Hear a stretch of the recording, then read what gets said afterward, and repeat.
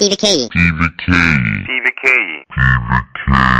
BBKC 소유주 헌정 방송 김어준의 나는 꼼수다.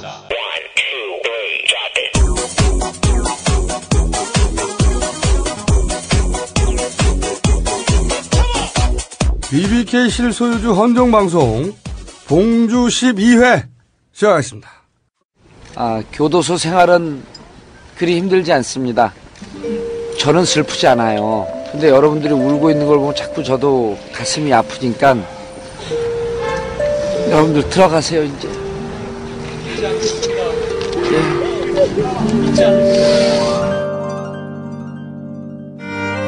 이젠 웃습니다. 오늘은 진실이 갇히지만 내일은 거짓이 갇힐 것이라 믿기에.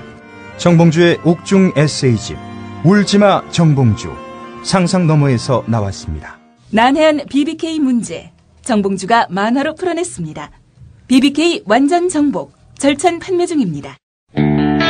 중립, 균형을 찾기보다 편파적으로 약자의 편에 서겠다. 힘을 함부로 쓰는 자들에게 짱돌을 계속 던질 것이다. 전국 베스트셀러 1위 진짜 기자 주진우의 시사 활극 주기자 푸른숲 발행. 주진우 기자 지역사인회 일정입니다. 5월 11일 금요일 저녁 6시 천안 교보, 12일 토요일 낮 2시 대구 교보, 13일 일요일 낮 12시 창원 교보, 5시 부산 센텀입니다. 보수 정당에게 5번 정도 표를 주지 말자. 국민이 행복하다. 딱 3년만 노조 욕하는 거 참아보자. 국민이 행복하다. 진보적 11조를 해보자. 국민이 행복하다. 몰상식한 정책 뒤에는 이익단체가 있음을 유념하자. 국민이 행복하다. 김용민과 황덕창이 함께 만든 패셔너블하고 경쾌한 정치 실용서. 세상을 바꾸는 정치생활 가이드 100. 퍼플카우가 만들었습니다. 간만입니다. 해서 간만에 이빨 소개부터 다시 하겠습니다. 이빨이 정통 시사주간지 시사인의 주진우 기자입니다. 이빨 3. 안녕하십니까. 멘붕 김용민입니다. MB. 세계 최초의 영문아호 MB 김용민입니다. 최초까지는 아니고. 없어. 전례가 없어. 멘붕은 어떻게 회복돼 가고 있어? 멘붕 상태긴 했어도 눈물을 흘린 적은 없는데, 그런데 지난주 수요일에 내 동네 어렸을 때부터 함께 자랐던 친구들이 있는데, 이 친구들이 나를 위해준다고 이 벙커로 놀러 왔네. 그래서 이제 이 친구들 중에 고등학교 때 가출, 주먹질 이거 했던 친구들이 있어요. 왜 나를 쳐다봐? 아니. 봤잖아, 네가. 갑자기 그런 종류의 친구였잖아, 너는. 그런데 그 친구들이 와가지고 나를 위로를 해주는데 눈물이 나더라고. 눈물이 나네. 왜냐면은 이 친구들이 한 번도 투표한 일이 없었던 친구였어요. 노무현 대통령이 당선됐을 때 무슨 노태우가 대통령을 2번이나 해먹는 거야. 시사상식에 밝은 애들이구나. 네. 그런데 이 친구들이 친구인 내가 막 검색어에 등장하고 막 나는 꼼수다 여기저기서 나오니까 방송을 들은 거야. 그래서 이 친구들이 맥쿼리를 알고 광은 창투를 알고 상상조차 할 수 없던 도곡동땅 얘기를 하고 심지어는 경제민주화 얘기까지 하는데 대화 주제에서 노무현 대통령이 당선됐을 때 왜 노태우가 2번 하냐고 했던 애들이 노태우가 뭐가 있길래. 근데 이제 꼼수 때문에 정치를 하는 것을 부끄러운 걸로 생각해라 뭐 이런 사람도 있지만 이 친구들이 바로 그런 경우였죠. 근데 4.11 총선 때 처음 투표한 거야 이 친구들이. 태어나서 40년 만에. 근데 내가 뭐 짓밟히고 낙선까지 하니까 선거 당일날 밤부터 술 마시기 시작해서 새벽까지 아주 고주망태로 마시고 나서는 길거리에서 펑펑 울었다는 거야. 그 얘기를 듣는데 이 눈물이 앞을 가리는 거죠. 아, 이 친구들이 이런 친구들이 아니었는데. 야, 짠하다, 그 소리. 아, 야, 그런 일이 있었네. 그러게 말이야. 그 몇 명이야? 2명. 2명이 어릴 때 불량 청소년들이. 그렇지. 커서도 투표 한 번 안 하다가 노무현 당선됐을 때도 무슨 노태우 2번 하냐고 했던 애들이 꼼수 듣고 처음으로 투표했는데 떨어져서 눈물을 펑펑 흘렸어. 나를 위해서 울어준 거야. 이 친구들이 이럴 친구들이 아닌데. 친구들이 아닌데. 좀 위로해주지 그랬어요. 그러니까 너 왜 그러냐고. 사실은 정말 눈물 흘릴 염치도 없다고 나 스스로 생각을 했는데 이 친구들 때문에 내가 정말. 야, 어려울 때 친구가 진짜 친구야. 걔네들 말고 네가 잘 나갈 때 친구들은 왔어? 아무도 안 왔지. 그러네 보니까. 선거 기간 동안 그때 찾아온 사람 있냐? 사건 터지고 나서? 사건 터지고 나서 정청래 전 의원 직접 찾아왔어요. 이제 당선자지. 아니 그 선거운동으로 바쁠 때 밤에 찾아온 거예요. 오. 그렇게 해서 출연시켜달라 얘기인 것 같은데. 정봉주 의원이 빈자리 노리는 것 같은데. 지지도가 높다고 자랑하러 왔을 거야. 그런 건 아니고 그 정청래 의원이 그 18대 총선 때 조선일보하고 문화일보에 맹폭을 받았잖아요. 아, 그렇죠. 아, 그 기억이 선거 직전에 네. 막판에 거의 뭐 폭로성 음에 그냥 교장인가 교감인가를 막 그렇게 욕을 했다고 정청래 의원이 허위 사실이죠. 네. 사실도 아닌 것으로 이걸 보도를 해서 갔지. 정청래 의원을 낙선시키고 그때 강용석한테 떨어졌습니다. 강용석한테.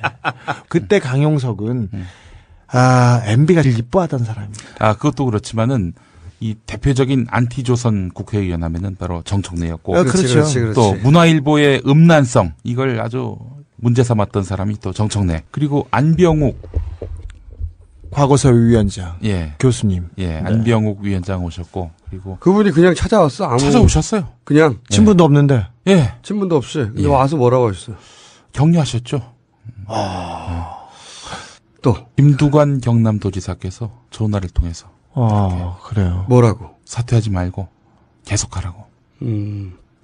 그때가 토요일 오후였으니까 굉장히 그 사퇴 압박이 가장 극심했던 날입니다. 그런 시간이 마지막 토요일. 네. 그때 우여곡절은 저희가 시간이 충분히 지난 다음에 다음에 얘기하겠습니다. 칼과 도끼가 날아다녔습니다. 그렇지. 칼, 도끼, 작두, 단두대, 드릴. 네. 그리고 안민석 의원 전화 오셨던 것 같고, 예. 그리고 박지원. 박 전 대표는 뭘 했어? 전 대표는. 맞을 때 맷집이 좋아야 한다고. 박지원 전 장관이 저한테도 얘기했는데, 정치인은 때리는 사람이 아니라 맞는 사람이다. 잘 맞고, 빨리 회복하는 길을 찾는 게 정치인의 길이다. 이렇게 말씀하셨던 게 기억이 납니다. 예. 끝까지 가라. 네. 그 선거에서 진 다음에 어떤 분이 전화를 했어요. 제가 뭐 경황이 없어서 받을 수가 없는데 또 기자인 줄 알고 누구요? 이렇게 딱 보냈지. 문자를. 그랬더니 나 박원순 시장입니다. 격려와 위로의 말씀을 전해드리려고 전화했어요. 힘내세요. 이렇게 문자로 보내오셔가지고. 네, 전화 드렸을 거 아니에요. 못 드렸습니다. 그냥 문자로. 죄송합니다. 야, 너 불쌍하게 목소리를 하고 그래, 이제. 아니, 그때는 그랬다고. 그리고 문성근 대표대행께서 힘내. 역사는 순간순간의 선택이 누적되는 건데, 결과가 나쁘면 비판을 받기도 하지요. 그러나 그 일을 한 의도가 악의적이거나 삼당 합당 때 YS같이 사적 욕망이 아니었고 당신은 선이었잖아. 한번 봅시다. 이런 글 보내주셨고. 문성근 선배는 자기도 떨어져놓고. 글쎄 말이야. 누굴 위로해. 자기가 떨어져놓고. 어제 촛불 집회장에 취재 갔었는데 앞에 촛불을 들고 있는 문성근 선배를 봤는데 짠합디다. 예. 저분도 전화 주셨네요. 이석현 의원. 네. 전화 주셨고, 김한길 당선자도 전화 주셨고, 정동영, 우리 대선 승리로 안가품합시다. 이렇게. 천정배 의원은 저한테 전화해가지고 네. 거의 똑같은 말을 했습니다. 대선에서 이기기 위해서 빨리 털고 일어납시다. 얘기하시더라고요. 네. 정운현. 전 오마이뉴스 편집국장입니다. 지금은 진실의 힘인가요? 문재인이 맞을 화살을 혼자 다 맞았군요. 이렇게 보내셨네요. 네. 예. 야, 근데 그런 사이에 조현호 총장이 사퇴해버렸다. 아, 글쎄 말이야. 제가 뉴스를 안 봤어요. 뭐 켜면 그냥 뭐 저에 대한 욕만 나오니까 선거 끝나고 나니까 조현호가 그만뒀네.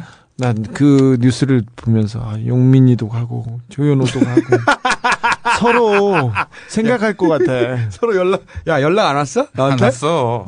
나 간다고? 근데 조현호 총장이 가면서 우는데 그 형님 우는 거하고 웃는 게 별 차이가 없어. 맞아. 사진을 보고 나 웃는 줄 알았어. 근데 슬펐나 봐. 네. 억울했나 봐. 혹시 알고 계십니까? 조현호 사기 사건. 뭔데? 뭐야? 어떤 그 낙곰수 청취자가 우리 방송 듣고 내가 맨날 안녕하십니까 경찰청장 조현호입니다. 그래서 진짜 조현호가 저런 목소리인가. 목소리 확인하고 싶은 사람 많지. 그래서 이 양반이 경찰청장실로 전화를 했어요. 그냥 다짜고짜 전화했어요. 네. 웃기다 뭐 그냥 뭐라고 했는데. 여기 민주통합당 대표실인데요. 대표실. 조현호 청장 계세요? 이런 거예요. 그래서 바꿔줬어 또. 안녕하십니까 조현호입니다. 똑같다지. 그러니까 이 사람이 놀란 거야. 진짜 똑같다. 그러더니 여기서 그냥 그럴 수 없잖아. 가지고 조 청장님 노무현 대통령의 명예를 훼손하고 아직도 출두 안 했습니까? 이런 거야. 그거는 경위 설명이 필요합니다. 이렇게 나왔다는 거야. 조현호가 긴장을 해서. 그래가지고 나갈 거예요? 안 나갈 거예요? 안 나간다는 것이 아니고 검찰과의 일정 조율도 필요하고 안 나간다는 얘기구만.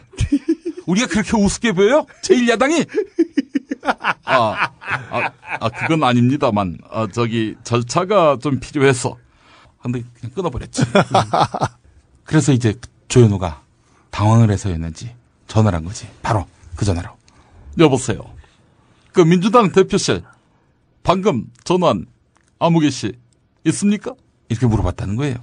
그랬더니 그 옆에 있던 사람이 전화를 받고는 민주당에 그런 사람 없습니다. 끊어버렸다는 거야. 웃기다, 이씨. 일명 조현호 사기 사건. 그분이 김 교수가 성대모사 하는 거하고 조현호 목소리하고 어떻다고 하던가요? 너무 똑같다는 거야. 야, 근데 어떡하냐, 이제 사퇴해버려가지고. 사실은 조현호 청장의 목소리가 이렇게 유명하게 된 거는 역대 경찰청장 사상 가장 유명한 목소리가 된 데는 김 교수의 공이 큽니다. 조진호! 뭐? 요새 선거법까지 위반했는데 경찰에 왜 안 나가? 너무 하늘이 예뻐서. 웃기지 마. 뭐? 경찰청에 빨리 출두를 해서 그래서 진술서를 적과. 이거 새로운 거다, 이 적과. 뭘 적고라고? 적과. 진술서를 적과. 이거 언제 개발했어, 야, 이씨.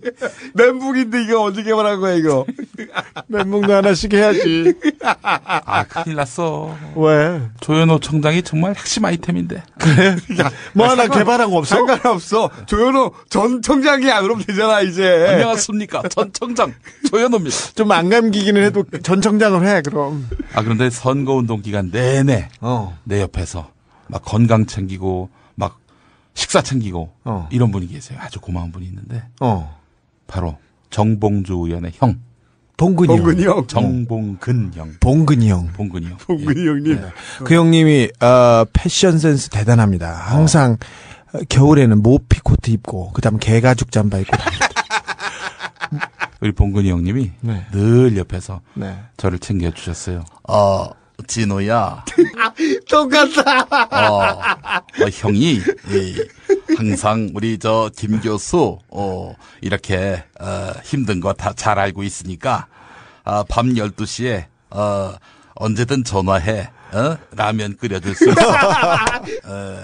아주 이 선거에는 달인이야. 그 형님 뭐든지 달인이래. 진우야. 왜요? 형이 우리 진우가 다리가 뭉칠 때는 우리 김 원장을 불러가지고.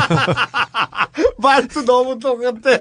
김 원장님은 벌침 놓는 사람이잖아. 똑같아. 형이 그만해 이제. 그만해 이제. 그만해. 어디서부터 이 태권도하고 엮기를 해가지고 언제든지 연락해. 언제든지 연락해. 라면 끓여줄게. 12시에도. 밤 12시에도 연락을 하면은 형이 그분 말투가 짱처래요. 형이 언제든지 연락해. 12시도 뭐든 해줄게. 라면을 왜 끓여줘? 웃기다. 형이 그만해 이제. 저 문장 구조 항상. 문장 구조가 형이 형이 언제든지 연락해. 12시에라도 뭐든지 해줄게. 여기서 전화해볼까요? 봉근 형한테? 다음 주에 목소리 다음 주. 다음 주에 한번 전화해보자고요. 전화 연결해서 봉근 형 목소리 들려드리겠습니다. 지두야. 형님 꼭 그렇게 말을 해. 형이 이 밤 12시에도 전화를 받을 수가 있으니까 전화해보자고. 연락해. 지금은 새벽 1시잖니. 형이 밤 12시까지는 받을 수가 있어. 왜 제가 밤 12시인지 모르겠어. 근데 개가죽 잠바를 즐겨 입는 우리 정봉근 형님 존경합니다 형님. 선거 기간 동안에 인상적인 얘기하다가 갑자기 아니 엄청 인상적이었어. 아니 근데 인터넷을 검색하는데 국민대가 낳은 3인방이다. 뭐 이런 글귀가 있었어요. 이번 선거에. 인터넷에서? 네, 그래서 내가 그래도 국민대 박사 과정을 했으니까. 그렇구나. 어떤 분인가 봤더니 김영태, 문대성, 김용민. 그래요? 누가 국민대가 낳은 3인방이야? 아니 문대성은 국민대를 김영태는 거기 학사 학위를 받았고 문대성은 박사 학위를 받았고 전 박사 과정을 마쳤죠. 야 국민대에서 항의 들어오겠다. 그러니까 아무튼 국민대 출신에 훌륭한 분들 많기 때문에 많죠. 이 3인방. 근데 김영태는 웃기다. 네. 가벼운 몸다툼 김영태 의원. 네. 재수 강간 미수 사건. 옷을 벗고 달려들었는데 가벼운 몸다툼이었다. 박근혜 위원장 예전에 언론 특보를 했죠. 기억해 주십시오. 네. 제가 요즘에 교회를 못 나가요. 그렇다면. 네. 제가 다니는 교회 원로 목사인 이동원 목사께서 선거 기간 동안에 기도해 주러 왔어요. 아니, 자기가 다니는 교회 신자가 선거 출마해서 와가지고 기도해 주는 거 이상한가? 안 이상하지. 네. 그 자체로. 당연한 거지. 그래서 그랬더니 완전히 이분이 너무 어렵고 괴롭게 됐다고 얘기를 하더라고요. 네가 다니던 교회의 원로 목사님이 네가 출마해서 기도를 해주시러 왔는데 그 사실을 알고 나중에 교회 외부에서 원로 목사님을 공격했다. 네. 김용민을 위해서 기도해줬다고. 네. 아니 그런데 상대가 사형수라도 그 사람을 위해 기도해주는 게 목사의 일 아닌가요? 그분이 와가지고 저에 대해서 지지 선언을 했다든지 그게 아니거든요. 근데 우리 이동원 목사님 같은 경우에 이 양반이 한기총은 없어져야 된다. 막 무슨 금권 선거 이런 걸로 개혁적인 분이구나. 완전히 기독교 방신 다 시키고 있다라고 판단을 해서 이런 거 없어도 우리 한국 교회는 건재할 수 있다. 지금껏 한기총이 보여준 게 기독교적이라고 볼 수 없는 행동들이 너무 많았어요. 정치적인 행동이 많았지. 그렇죠. 네, 그렇습니다. 그래서 한국 교회를 그걸 빌미로 해서 이 목사님이 공격을 당했구나 거꾸로. 그렇죠. 그럼 너 교회 못 가겠다 진짜? 못 가죠. 저는 그 목사님 정말 존경하고 더는 짐이 돼서는 안 된다 이런 마음이 들어서 교회 발길을 끊었습니다. 그래서 이제 어디서 예배 봐 요새? 그 인터넷으로 이제 예배를 봤는데 한참 설교를 듣다 보니까 이 목사가 나하고 낙곰수를 막 비난하는 거예요. 인터넷 예배를 보는데 인터넷 대형 교회 인터넷 예배를 보는데 인터넷 예배를 보려면 좀 대형 교회지. 네, 그렇지. 그래서 꺼버리고 어디 갈 데가 없는 거야. 그래가지고 저한테 전화했더라고요. 그러니까 형 교회를 가야 되는데 주일인데 교회를 가야 되는데 갈 데가 없어요. 그래가지고 제가 조그만 예배당으로 데리고 가서 같이 기도를 했습니다. 그래서 앞으로 예배를 어떻게 해, 교회 못 가면? 나는 한 번도 그런 고민을 해본 적이 없어요. 그치. 평생 어릴 때부터 교회 다녔으니까. 태어나서 아버님이 한 교회에서 33년 동안 목회를 하셨는데 뭐 누가 나를 근데 이제는 뭐 교회 나가면 손가락질을 받게 되다 보니까 그렇다고 또 뭐 신앙을 버릴 수도 없는 노릇이고 그래서 벙커를 보니까 여기가 좋겠다. 이런 생각이 들어서 벙커에서 예배를 드리는 것이 어떻겠는가. 일요일날 몇 시? 아침 9시. 9시부터? 네. 몇 시까지? 영업시간 전인 11시까지. 야, 10시 반부터 준비해야 돼.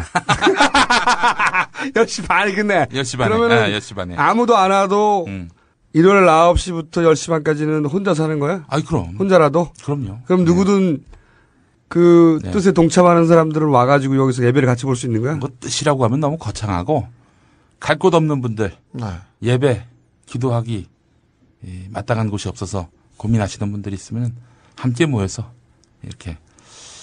그럼 벙커 교회? MB 교회 어떨까? 멘붕 교회? 멘붕 교회. 예. 근데 아무튼 뭐 탕자라고 하더라도 죄를 졌더라도 실수를 했더라도 교회 가서 기도하고 회개하면 아니 근데 나도 그게 이해가 안 가.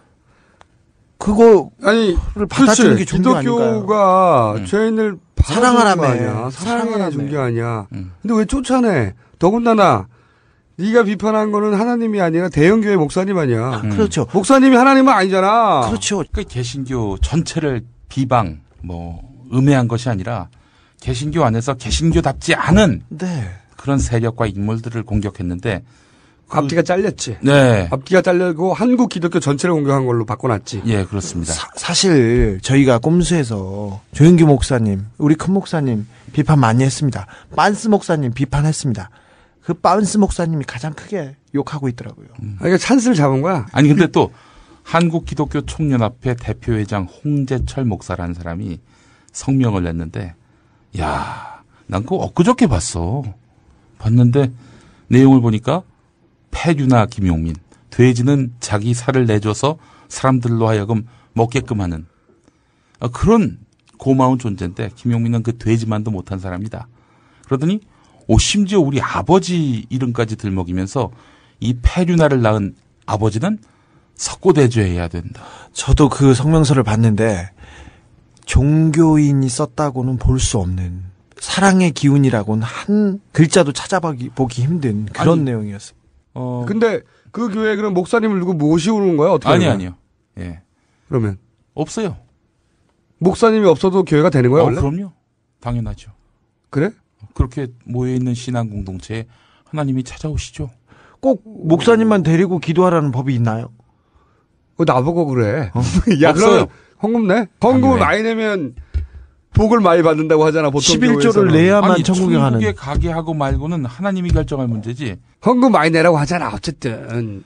그런 얘기 안 하죠. 절대 저는. 그럼 여기서는 현금도 없어? 왜냐하면은 일단 김총수가 공짜로 사용하게 해줄 것이기 때문에 지출할 내용이 없어 보여요. 네, 그렇기 때문에. 헌금도 없어? 네. 헌금 없고, 그럼 목사님 없고, 뭐 어떻게 진행되는 거야? 기도하고. 아니, 헌금하면 마련해 놓을 거예요. 다만 저는 목적 헌금을 만들고 싶습니다.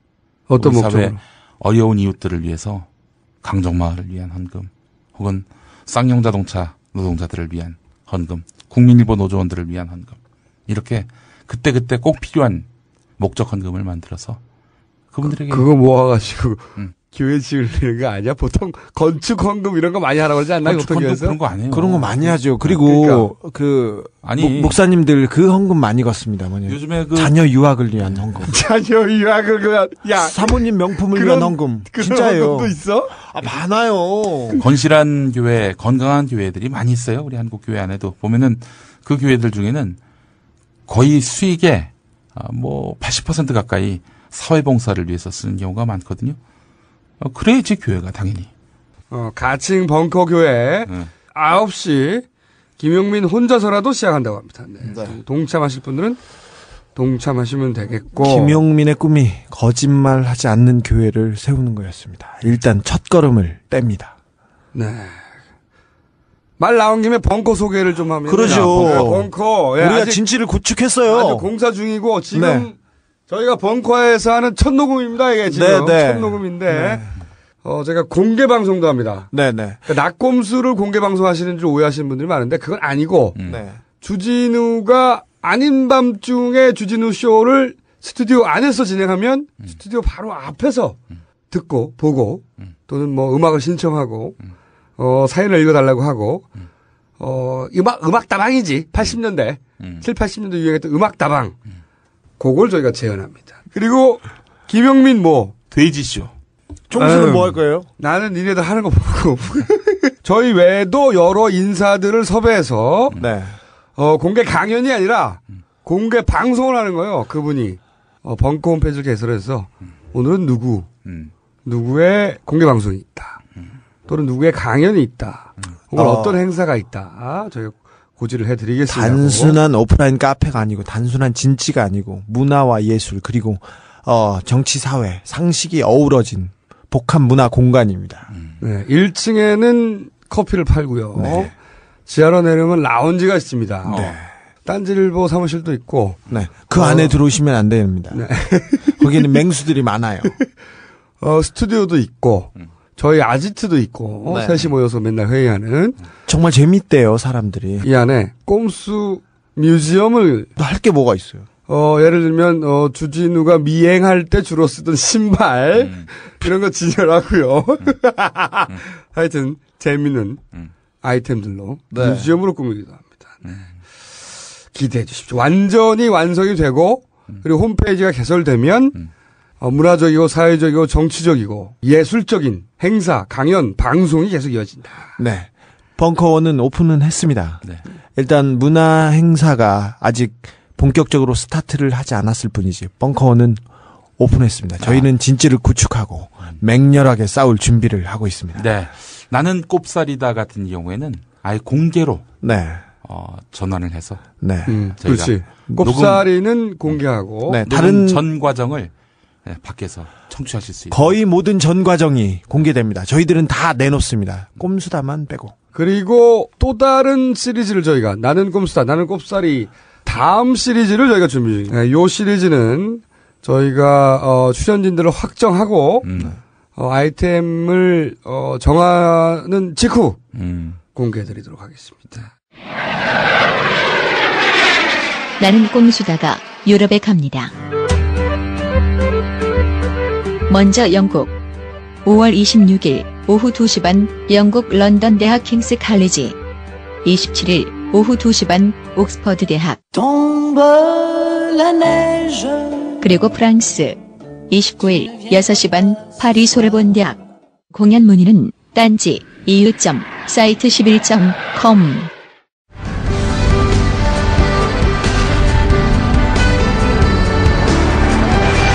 지금부터 이명박 대통령의 속마음 연설을 보내드립니다.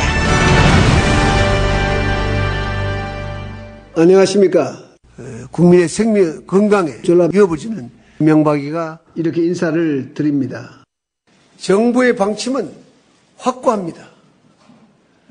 국민 건강은 그 어떤 것과도 바꿀 수가 있습니다. 국민 건강을 위협하는 광우병 상황이 발생하면 바로 미국의 이익을 우선적으로 더 열심히 챙기겠습니다. 우리 정부는 국민의 건강에 생명 위협을 주는 그러한 일에는 단어의 어떠한 경우에도 우리는 미국이 걱정하는 일은 없도록 우리 정부가 적극적으로 하겠습니다. 학교 급식이나 병원 급식이나 또는 군 급식이나 모든 데서 원산지 표시를 의무적으로 하도록 하는 것은 기본적으로 불필요한 규제입니다. 규제 개혁에 한층 속도를 내겠습니다.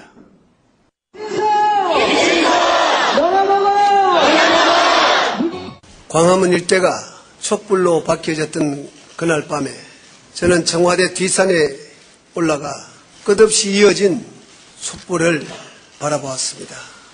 시위대 함성과 함께 제가 오래전부터 즐겨 부르던 거짓말이야 거짓말이야 거짓말이야 거짓말이야 거짓말이야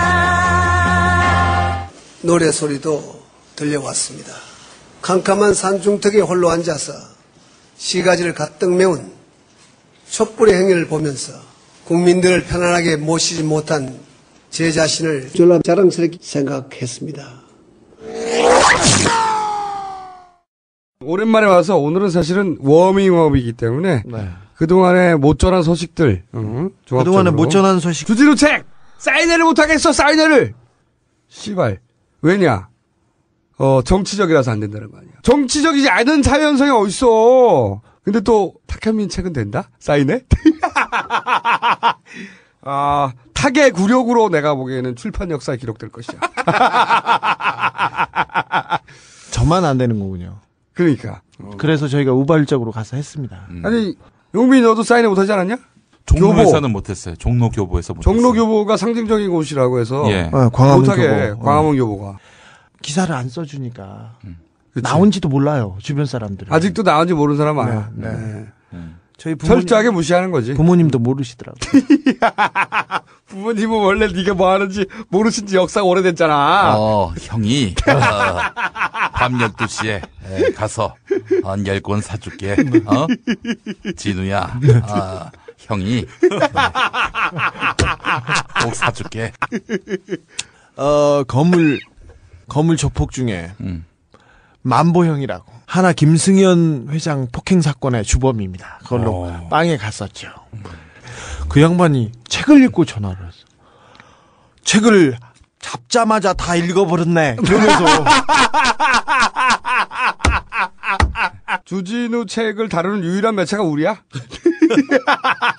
우리만 다뤄 씨발. 그리고 또 용미운동회 했어요. 용미운동회. 네, 뜨거웠습니다. 아주 뜨거웠어요. 네. 제가 보기에는 말이죠. 경찰 추산 1000명 정도 왔는데. 경찰 추산으로. 우리나라 인구가 500만 안 됩니다. 네, 100만. 저희가 운동회를 했는데. 운동회가 안 돼. 너무 많이 와서 운동을 못할 정도였어요. 꽉꽉 찼지, 꽉꽉, 거기가. OX 퀴즈 해가지고 탈락을 해야 되는데 사람이 너무 많아서. 탈락을 하면 할수록 더 많아져, 사람이. 자꾸 들어와. 줄다리기를 했는데. 줄다리기 줄이 끊어져 버렸어. 네. 줄다리기 줄 빌려준 업체에서도 이런 경우는 없었다고 합니다. 줄이 다 끊어졌어요. 뚝 끊어져 버렸어. 너무 많은 사람이 땡겨가지고. 그렇게 많은 사람들이 달라붙어서 땡길 줄 누가 알았겠어. 뚝!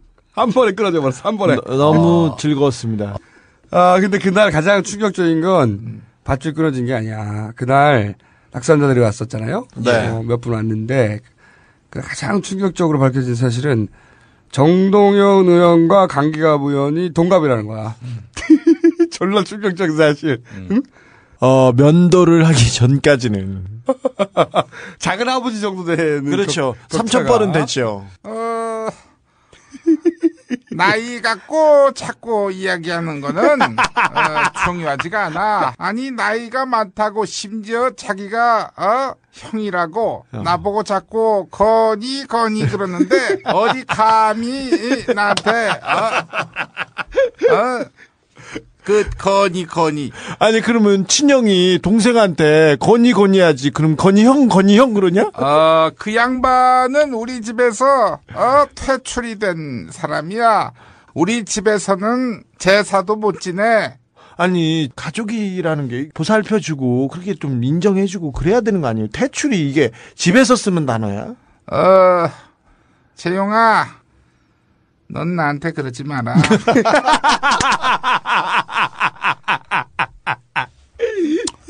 우리 이 회장이 응? 아이고 내 정말 보니까 말이야. 우리 이병철 회장 동병상련이야. 왜요? 우리 아들들도 봐. 지들끼리 치고받고 싸우고. 형제간에 우애가 없어. 진짜로. 그니까 형은 우리 봉주하고 절대 돈 때문에 의가 상하지 않는 그런 형이야. 아야 오랜만에 맞아. 그 정봉주 의원 저기 면회 왔습니다. 오랜만에. 네네. 면회 왔어요. 그 얘기 깜빡했어. 어떤 얘기하다가. 그렇지. 우리 봉도사 얘기한다. 김용민이 낙선한 이후로 네. 면목이 없다 그래서 안 가다가 네. 이번 저희는 주에 갔다 왔는데 네, 갔다 왔는데 이번 주에 처음으로 같이 왔다. 네. 오랜만에 새로운 학설 들고 나오셨습니다. 내 우주 일체론입니다. 내 우주 일체론 씨. 우주가 곧 나를 위해 존재한다. 하늘이 놓는 수를 얄팍한 인간의 수로 분석하려 하지 말라. 이기든 지든 다 하늘의 뜻이다. 우주는 곧 나를 위해 존재한다.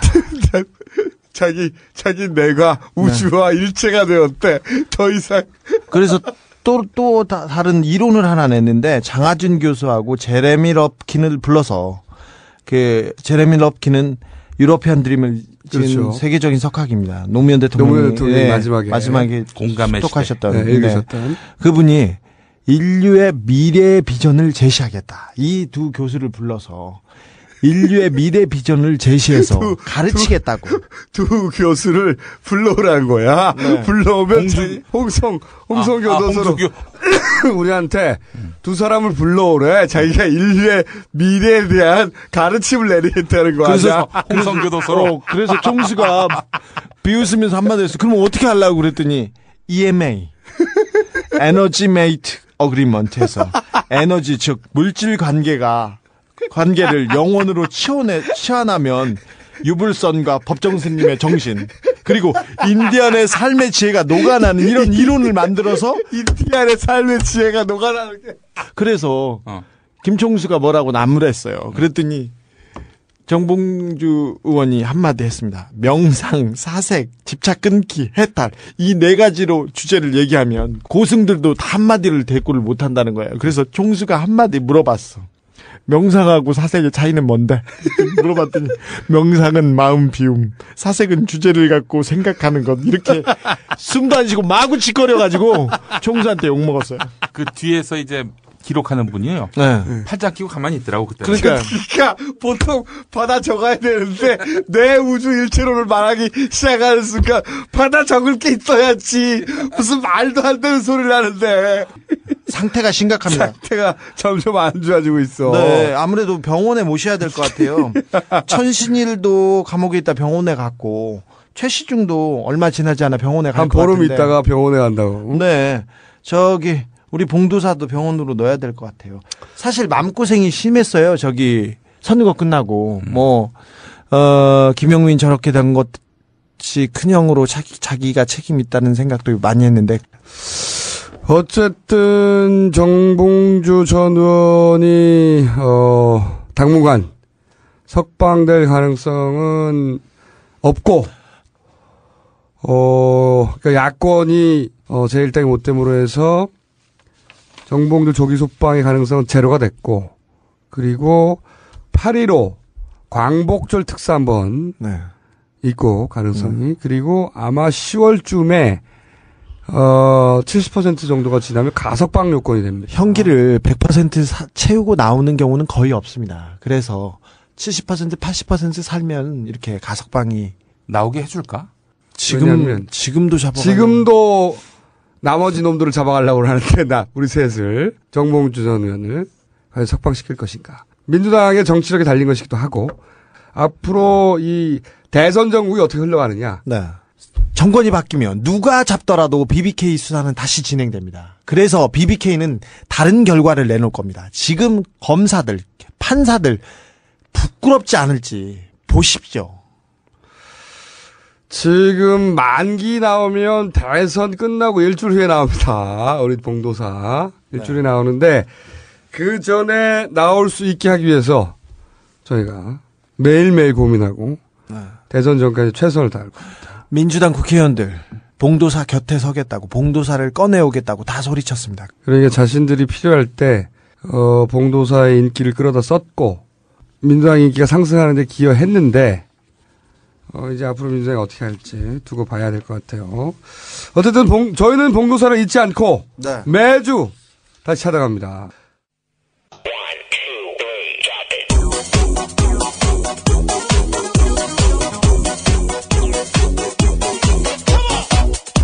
안녕하십니까.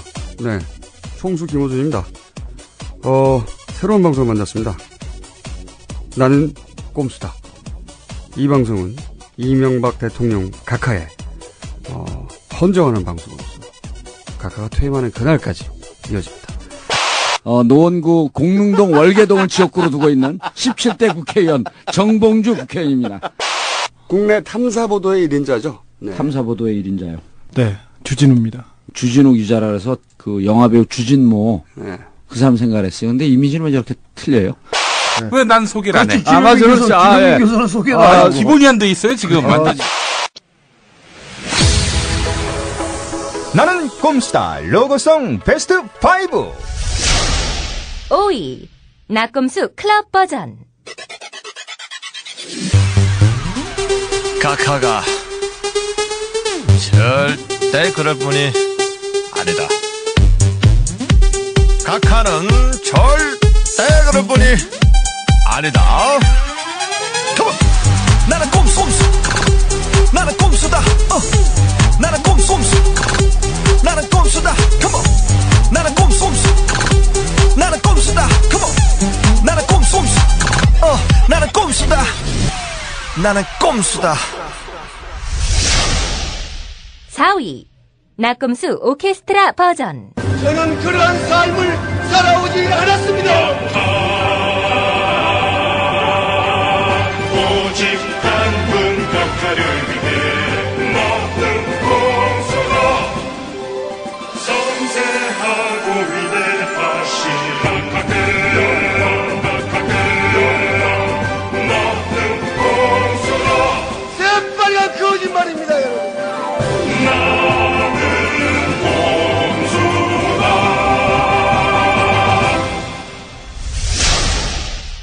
3위 나꼼수 트로트 버전. 꼼수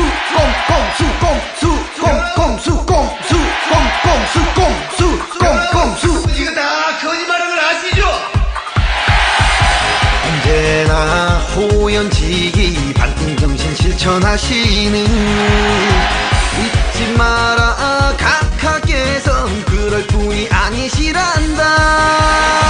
쌈 싸드셔도 말아 드셔도 그 속에는 각하의 기쁜 뜻이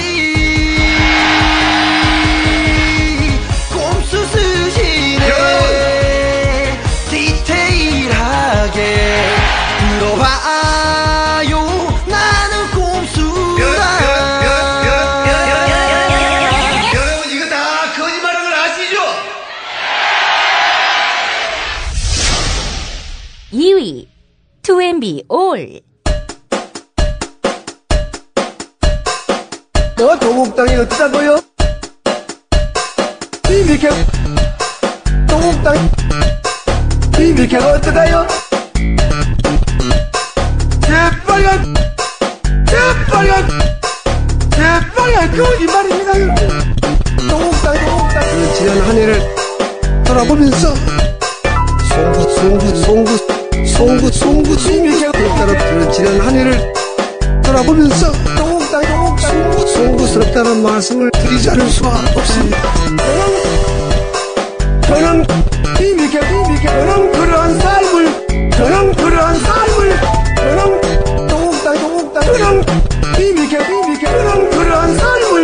살아오지 않았습니다.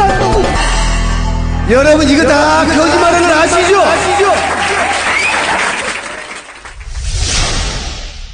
대망의 1위는 빅엿. 당신에게 드립니다. 우린 많이 먹었어요.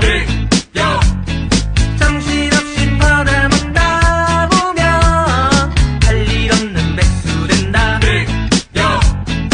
우린 새끼 손을 들고 너희에겐 중지된다.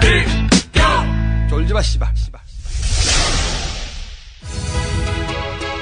정확한 득표율과 참여자 수는 딴지일보 홈페이지에서 접하실 수 있습니다.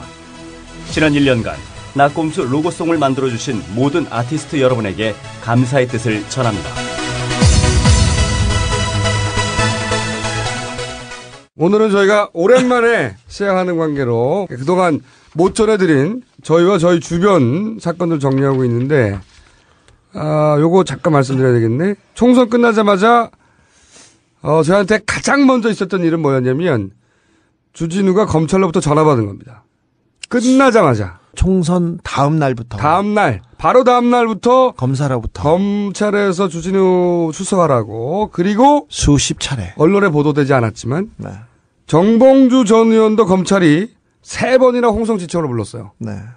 그러니까 사람들은 나경원 건이 총선 때문에 끝났다고 생각하고 있었는데. 그 시간에도 맹렬히 굴러가고 있었어요. 그렇죠. 검찰이 총선 결과가 나오니까 일종의 나경원 부활 프로젝트가 가능한지 간을 한번 보려고 했다. 이렇게 추정합니다. 나경원 전 의원이 공식 석상에 얼굴을 드러내기 시작했습니다. 턱걸이하고 포옹도 하고 공도 던지고 그랬어요. 시구했어요. 그 전에 총선 바로 다음 날 주진우, 정봉주 조사한다고 난리 났었어요. 그때 출두하라고. 이미 경찰에서 검찰에 송치될 때 불기소로 송치됐다고.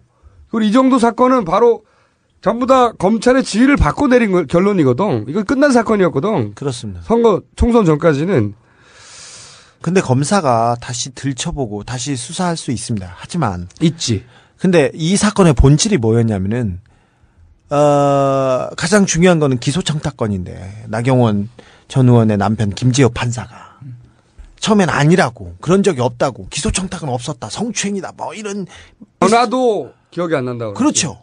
다 기억이 없고 그런 내용이 없다고 했는데 나중에 박은정 검사가 기소청탁 그 압력을 받았다 이렇게 얘기 나오니까 그때서는 전화를 했었지 이렇게 갑자기 생각 나버렸네 이렇게 얘기를 해가지고 기소청탁은 거의 기정사실화가 돼 있던 상황이었습니다. 기소를 하지 않았기 때문에 불기소 이유서를 검찰이 작성해서 보내줘야 됩니다. 왜냐하면 우리도 소를 제기했기 때문에. 네. 핵심 내용이 뭐냐면 그 불기소 왜 기소하지 않았느냐. 주진우가 출석을 안 해가지고 사건의 진상을 규명할 수 없었다야. 핵심 내용이. 근데 이게 가만히 생각하면 골 때리는 게 주진우가 기소청탁을 한 게 아니야. 주진우는 그걸 취재했을 뿐이에요.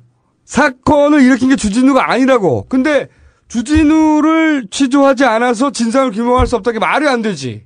기소청탁을 한 건 김재호 판사니까 김재호 판사를 수사했어야지. 네. 제대로. 네. 그리고 그 사실을 현직 검사임에도 불구하고 자신이 할 수 있는 최대한 구체적으로 박은정 검사가 증언을 전달했어. 네. 그런데 주진우가 출두하지 않아서 진상규명을 못했다고 주진우한테 다 뒤집었죠. 이게 말이 안 되는 거지. 제가 출두하진 않았어요. 계속 나오라고 전화하니까. 왜냐면은 우리는 프레임이 이미 짜져 있다고 봤거든요. 네, 이미 끝난 상황이고 결론을 내리고 그리고 나만 트집 잡는 수사에 이쪽은 불기소하고 주진우는 잡을 게 있냐 없냐 이걸 뒤지는 상황이라고 우리는 이해했기 때문에 진짜로 이 사건을 제대로 다룰 의지가 있느냐. 네. 왜냐하면 박은정 검사의 진술은 대단히 구체적이었습니다. 네. 언제 어떻게 뭐라고 했다. 포스트잇까지. 그리고 당시 판사인 남편이 자위대 참석으로 큰 곤욕을 치르고 있던 정치인 아내 나경원 의원과 관련된 사건이 자신의 관할에서 있었단 말이지. 그런데 그 담당 검사에게 전화를 했어. 전화를 했다는 사실 자체는 부인하지 않았어. 처음에는 아니라고 했다가 나중에 그렇죠. 박은정 검사가 얘기를 하니까 전화는 한 적이 있었네 이렇게 하셨죠. 그러니까 그렇다면은 이런 정황으로 보았을 때 청탁이 있었을 개연성이 충분하다고. 박 검사의 진술은 구체적이고 정황도 개연성이 있으니까. 그리고 원래 박은정 검사는 같은 법원에서 일했던 알던 검사야. 선배고 정황적으로 존재하잖아. 그런 사건이 존재했을 만한 개연성이. 그럼 충분히 수사를 했어야지. 그 후임 박은정 검사의 후임 최아무개 검사도 부인하지 않았어요. 부인하지 않았습니다. 기억이 나지 않는다고 그랬지. 정말 강력하게 부인하려고 했다면 아니다라고 해야 되지. 그렇죠. 보통 그 사실이 존재했으나 자기가 책임질 수 없을 때 빠져나갈 때 쓰는 워딩이 그거지. 그리고 이 수사가 어디에서 시작됐냐면은 저희가 꼼수다를 통해서 이 기소청탁 의혹을 제기하자마자 나경원 후보 측에서 주진우가 나꼼수가 자기를 음해할 목적으로 명예훼손을 했다고 허위 사실을 공표했다고 저희를 고발했어요.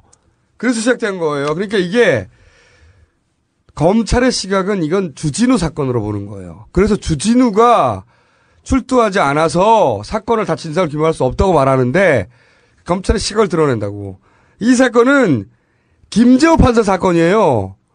김지호 판사가 기소 청탁을 했느냐 안 했느냐를 밝히는 사건이지 주진우는 취재했을 뿐이야. 그 사건의 주인공이 아니라고. 근데 검찰의 시간 그랬던 거지. 그리고 박원정 검사는 현직 검사에다가 자신이 기소 청탁을 받았다는 사실을 밝히는 것으로 인해서 자기가 얻을 이득이 없어. 아, 그럼요. 거짓말할 이유가 없다고. 오히려 불이익만 있지. 그러니까 이 사건은 충분히 김지호 판사를 집중적으로 수사할 만한 정황이 넘쳐나는 사건이었다고. 근데 저쪽은 털어주고 네. 이쪽도 마지못해 네. 마지못해 털어준 것이지. 당연하죠.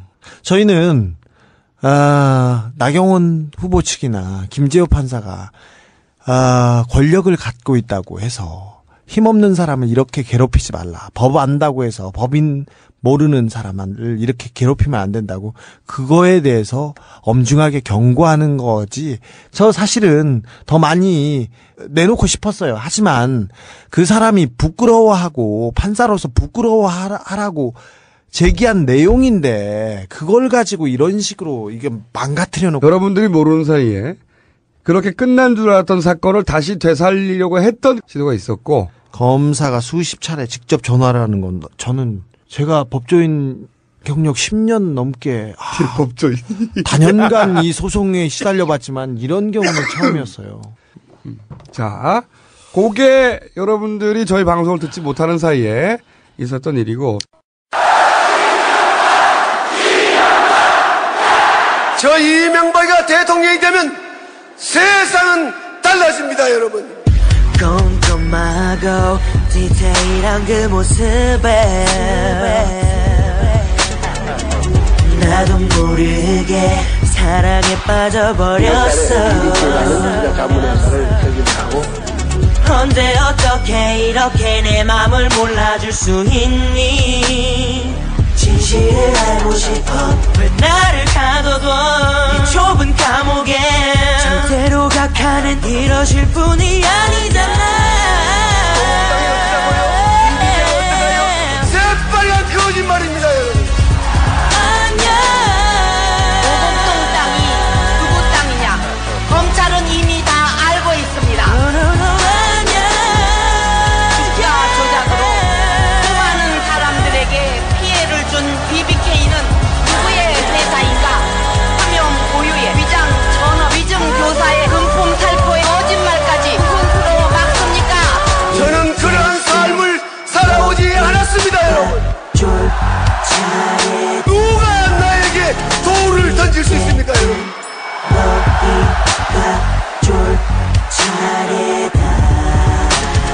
나 거짓말 잘한다. 이번 거짓말은 내가 승리했다. 나는 꼼수다. 제가 말이죠. 그동안 아무도 인정해주지 않았는데 선관위에 의해서 드디어 언론인으로 등극했습니다. 네. 저도 깜짝 놀랐어요. 감사합니다. 아니 근데 우리도 모르던 사안이었어요.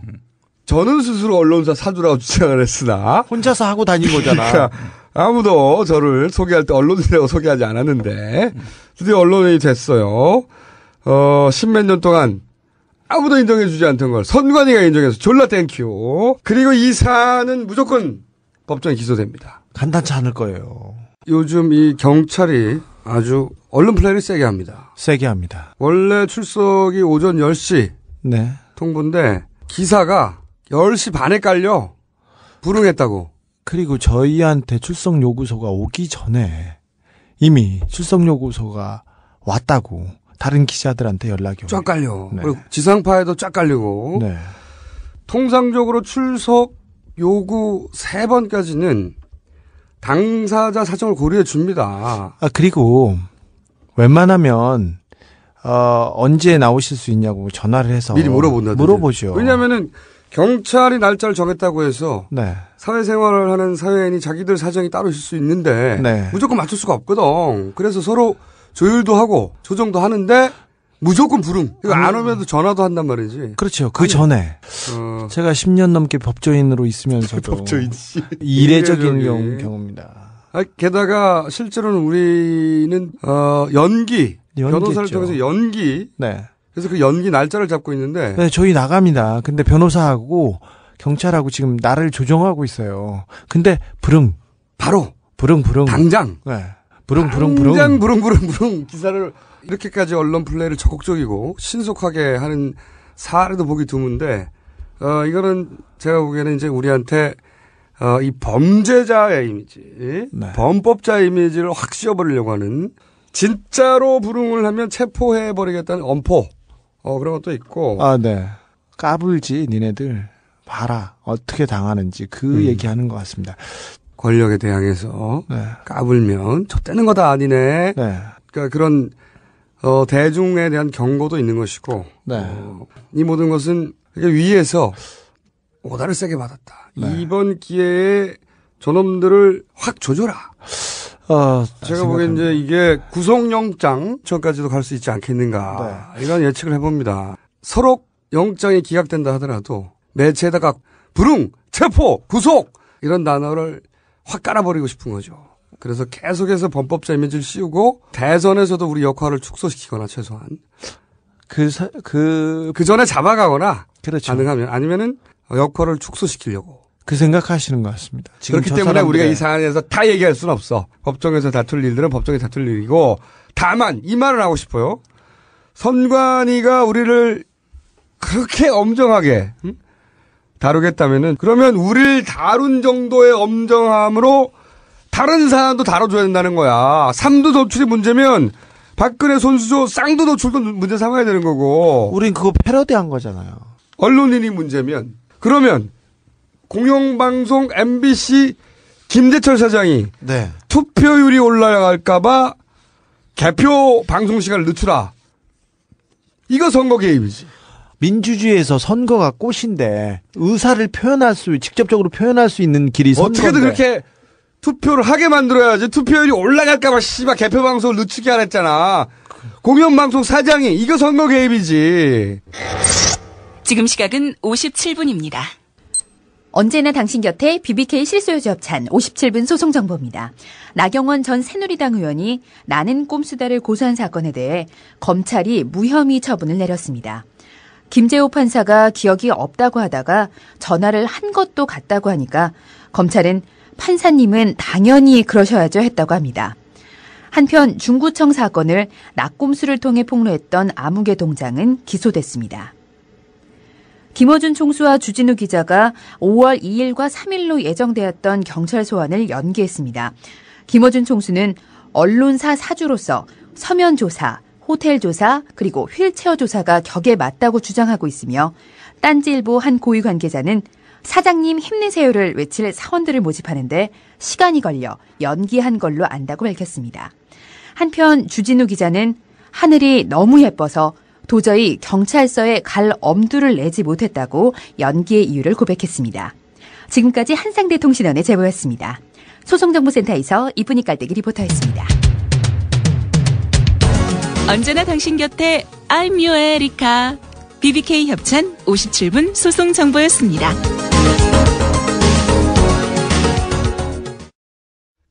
그리고 이런 것도 있어요.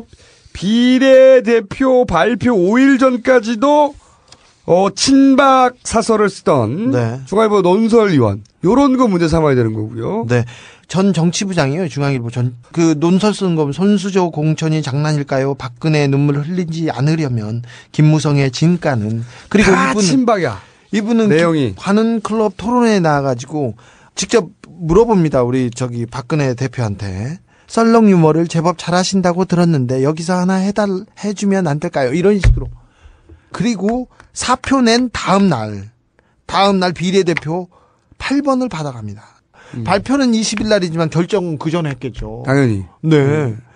그러면 언론인이 문제라면 또 있어. 이게 내가 보기에는 하이라이트라고 봐. 조선일보 찌라시 인정 사건, 네. 인증 사건. 자신들이 찌라시임을 묵과지를 포함으로 해서 스스로 자인하는 찌라시 인정 사건. 요거 인천 묵과지 배포. 네. 요거 투표일 4일 전에. 요거 저희가 좀 디테일 한번 짚어줘야 되는데. 네. 투표일 4일 전에 일면에 토요일이었습니다. 일면에 한국 정치가 창피하다. 김용민. 이걸 한번 따져보려면 네.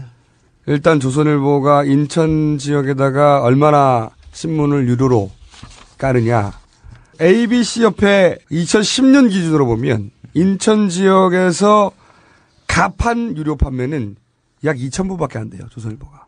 가판이라면 뭐 길거리 매대에서 그렇지. 파는 거. 인천 전체 유료 부수는 73,000부 수준입니다. 2010년에. 집으로 배달되는 것까지 다 포함해서. 그렇지. 그런데 이번에 인천에 몇 부를 불었냐. 최초 언론에 보도된 건 2,500부예요. 아닙니다. 훨씬 더 많죠. 그런데 지금 조사로는 수만 부를 뿌렸어. 수만 부. 그렇습니다. 당일날. 네. 가판에서 유료로 판매되는 게 겨우 2,000부야. 네.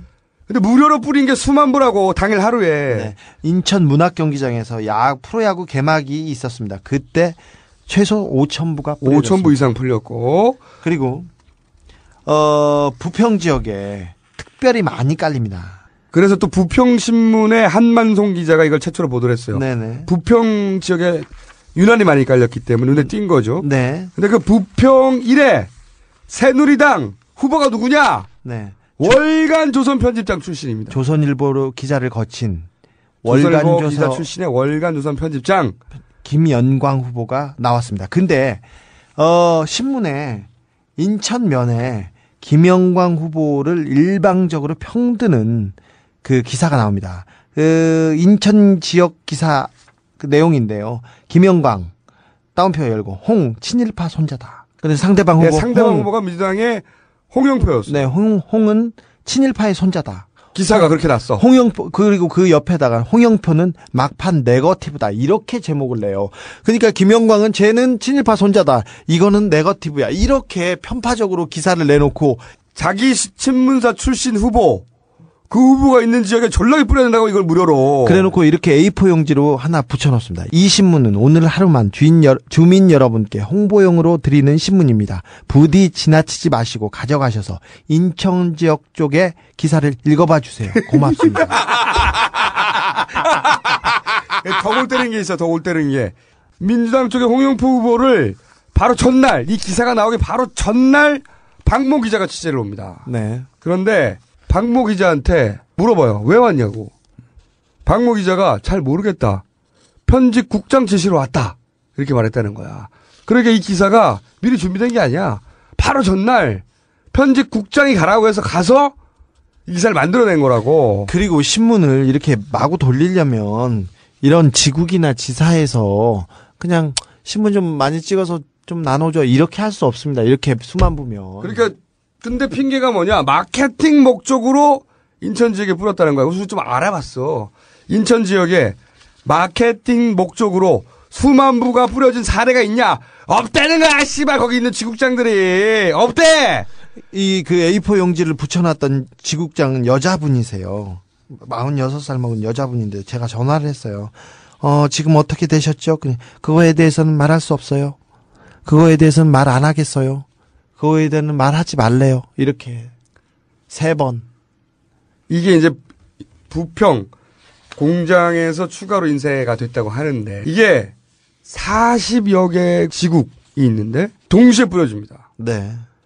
문화경제뿐만 아니라 인천 지역에 있는 대형 아파트 단지 다 뿌려져요. 계양구, 서구, 연수구, 남구, 남동구, 부평구에서 무까지가 그냥 뿌려집니다. 그리고 그 일면에 김용민의 무수한 사진 중에 하필이면 목사님 복장을 한 사진을 골라서 일부러 사진을 일면에 대문짝만 하나 뽑아. 제목은 왜냐? 한국 정치가 창피하다 이렇게 나옵니다. 왜냐? 다음날이 부활절이거든요. 그렇죠. 하고 맞은 사진 중에 다음날이 부활절이라서 김용민 목사 복장 사진을 일부러 일면에 뽑고 그리고 바로 전날 편집국장이 일부러 기자를 보내서 자기 신문사 출신 후보를 위한 기사를 쓰고 네.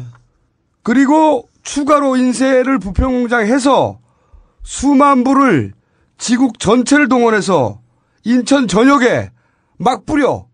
이게 지국이 단순히 마케팅용으로 결정할 수 있나? 자, 기사도 조금만 살펴볼게요. 교계에 따르면 김 후보는 작년 말 낙검수 미국 순회 공연 때 인터뷰에서 오늘날 한국교회는 일종의 범죄 집단과 다르지 않다며 한국교회는 척결 대상일 뿐이라고 했다. 이렇게 기사를 내보냅니다. 야, 여기 대해서 원래 했던 말을 네가 해줘봐. 모든 교회가 다 특별 대상이다. 이렇게 말하지 않았습니다. 아니, 당연히 누가 그렇게 말하겠어. 또 뒷부분에 가서 이 땅에 거룩하고 순결한 교회가 굉장히 많다. 일부 타락한 목사들, 또 일부 교회로 인해서 그 뒤에 거 싹 빼는 거 아니야. 뺐지. 일부러 다 알면서 기사 봤으면서 예. 이 씨발 제대로 된 왜곡이지. 근데 다 알면서 그러는 거지. 그 기사만 앞부분만 봤겠냐? 당연히 뒷부분도 봤지. 아 이게 언론이냐고 이게. 그러니까 이게 지국이 결정할 수 없어. 왜? 지국이 다른 지국 전체를 어떻게 지시해? 당연히 최소한은 지사 단위에서 한 거예요. 그런데 편집국장이 보냈대잖아. 그렇죠. 지국 같은 경우는 뭐 하는 데냐면요. 신문을 배포하는 받아서 데입니다. 배달만 하는 데요. 그렇죠. 그리고 지사라고 하면 기자 한두 명 있습니다. 한두 명이서 그냥 지역 내용 전하는 데예요. 그래서 여기서 공장이 있다고 해서 그걸 총괄하고 그러지 않습니다. 누가 선거에 개입했습니까? 이런 게 진짜 선거 개입이지. 우리가 언론이어서 문제였다고 쳐. 근데 우리는 단 둘이야. 단 2명이라고. 이거는 대한민국 1등이라고 하는 조선일보가 회사 차원에서 개입한 거 아니야, 이게. 이런 게 진짜 선거 개입이지.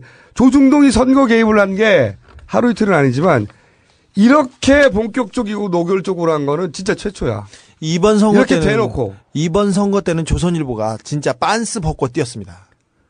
조선일보가 의제 설정 능력을 상실하긴 했는데 상실했어요. 예전에 날릴 때는 조선일보 기사 하나로 그냥 정치인 보냈다고. 혼자서 보냈죠. 혼자서. 근데 이제 안 됩니다. 안 되니까 조중동 연합하고 그냥 방송 3사 연합해가지고 빤스 벗고 덤볐거든. 빤스 벗고. 나를 부를 거면 조선일보 사주도 불러라 이거야. 나도 사주야 씨발. 그렇지. 씨발. 사주로 인정 축하. 사주로 나를 사주로 인정해라. 인정했다니까. 또 씨. 8년 전 김용민 막말이 세상에 알려졌을 때 조선일보는 대한민국 정치가 창피하다고 했습니다. 10년 전 김형태 제수 성추행 파문이 세상에 알려졌을 때 조선일보는 왜 옛날 일을 지금 들춰내냐고 했습니다.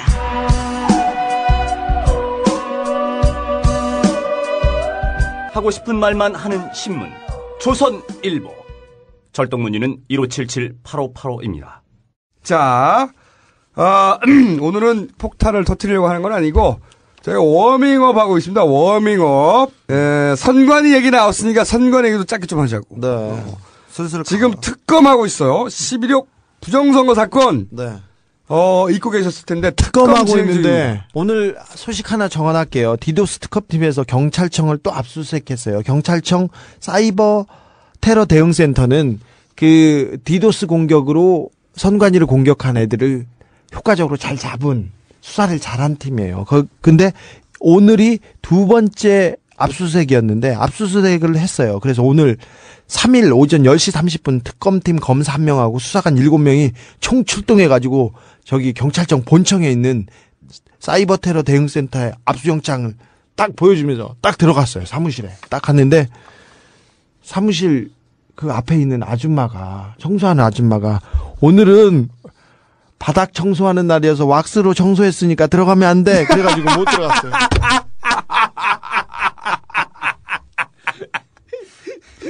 그래서 사무실에 아무도 없고 의자가 책상 위에 올려져 있는데 그 사이버 테러 대응센터 사람도 한 명도 없고 뭐 화분이나 의자 이렇게 날려 있는데 그리고 청소 아줌마가 제일 무서워. 그러니까 건물에서는 아니 이러시면 안 됩니다. 압수수색입니다. 이렇게 영장을 또 들이대니까 지금은 미끄러우니까 들어가면 안 된다니까. 그래가지고 못 들어갔어요. 특검팀은 지난달 4일에 사이버 테러 대응센터를 다시 압수수색했었는데 그때는 압수수색 영장에다가 수색 대상을 명기하지 않아가지고 와가지고 영장을 흔들어다가 이거 잘못됐네요. 그리고 다시 돌아갔었거든요. 이게 뭐 하고 있어 지금? 이렇게 관심 없고 이렇게 인기 없는 특검은 살다. 그게 왜냐면은 6개월 동안 이 사건을 쭉 팔로우업해서 그 이 사건의 기술적 실체를 파악하고 있는 사람들 우리밖에 없어요. 네. 우리가 이 사건에 계속 관심을 가진 거는 물론 민주주의 근간을 흔들었고 네. 그래서 범행 전모를 반드시 밝혀야 되는 사건이기도 하지만 동시에 사건 초기에 이 사건이 저희에서 발각되기 전에 이런 짓을 또 하려고 했다. 네. 그런 첩보를 저희가 입수했었기 때문입니다. 그렇죠. 그래서 저희 판단은 다시 그러지 말라는 법이 어디 있느냐. 어떤 수단과 방법을 가리지 않는 거를 보지 않았습니까? 그러니까요. 어디 감히 여당의 한 당직자가 국가기관을 마구 공격해. 헌법기관을 막 공격하고 그것도 술 먹다가 우발적으로. 사실 한두 달 이후에는 아무도 관심을 안 가졌지. 네. 그리고 나서 음모론이라고 하고 계속. 네. 근데 저희는 이 사건을 놓을 수가 없었어요. 언제, 어떻게, 어떤 방식으로 또다시 선거에 개입해서 부정을 저질지 모르기 때문에. 아니, 저희가 선거에 개입하고 부정을 저지르는 사람들을 저희가 고발하고 신고하고 비판했던 거지. 네. 왜 근데 선관위는 우리를 쫓아다니면서 녹취록을 몇십 건을 왜 만들어요? 물론 우리만 쫓아다니는 건 아닌데 우리를 특별히 쫓아다녀. 특별히 얼마나 아끼는지. 대단한 애정으로 저희를 네. 살펴주셔서. 하지만 이 사건은 저희가 말이죠. 대선이 끝날 때까지 절대 포기하지 않고 끝까지 몰고 갑니다. 근데 특검이 조용해. 첩보에 의하면 이 특검이 기술적 이해도가 낮아서 도대체 기술적으로 무슨 일이 일어났는지 정확하게 이해를 못하고 있다고 해요. 그럴 수 있어. 왜냐하면 법률가들이 엔지니어가 아니니까. 네. 그건 이해해. 그럴 수도 있다. 이게 엔지니어들이 설명을 해도 알아먹어야 되는데. 그렇죠. 멍하다고 하는 네. 첩보가 있습니다. 멍하다고 하는. 네.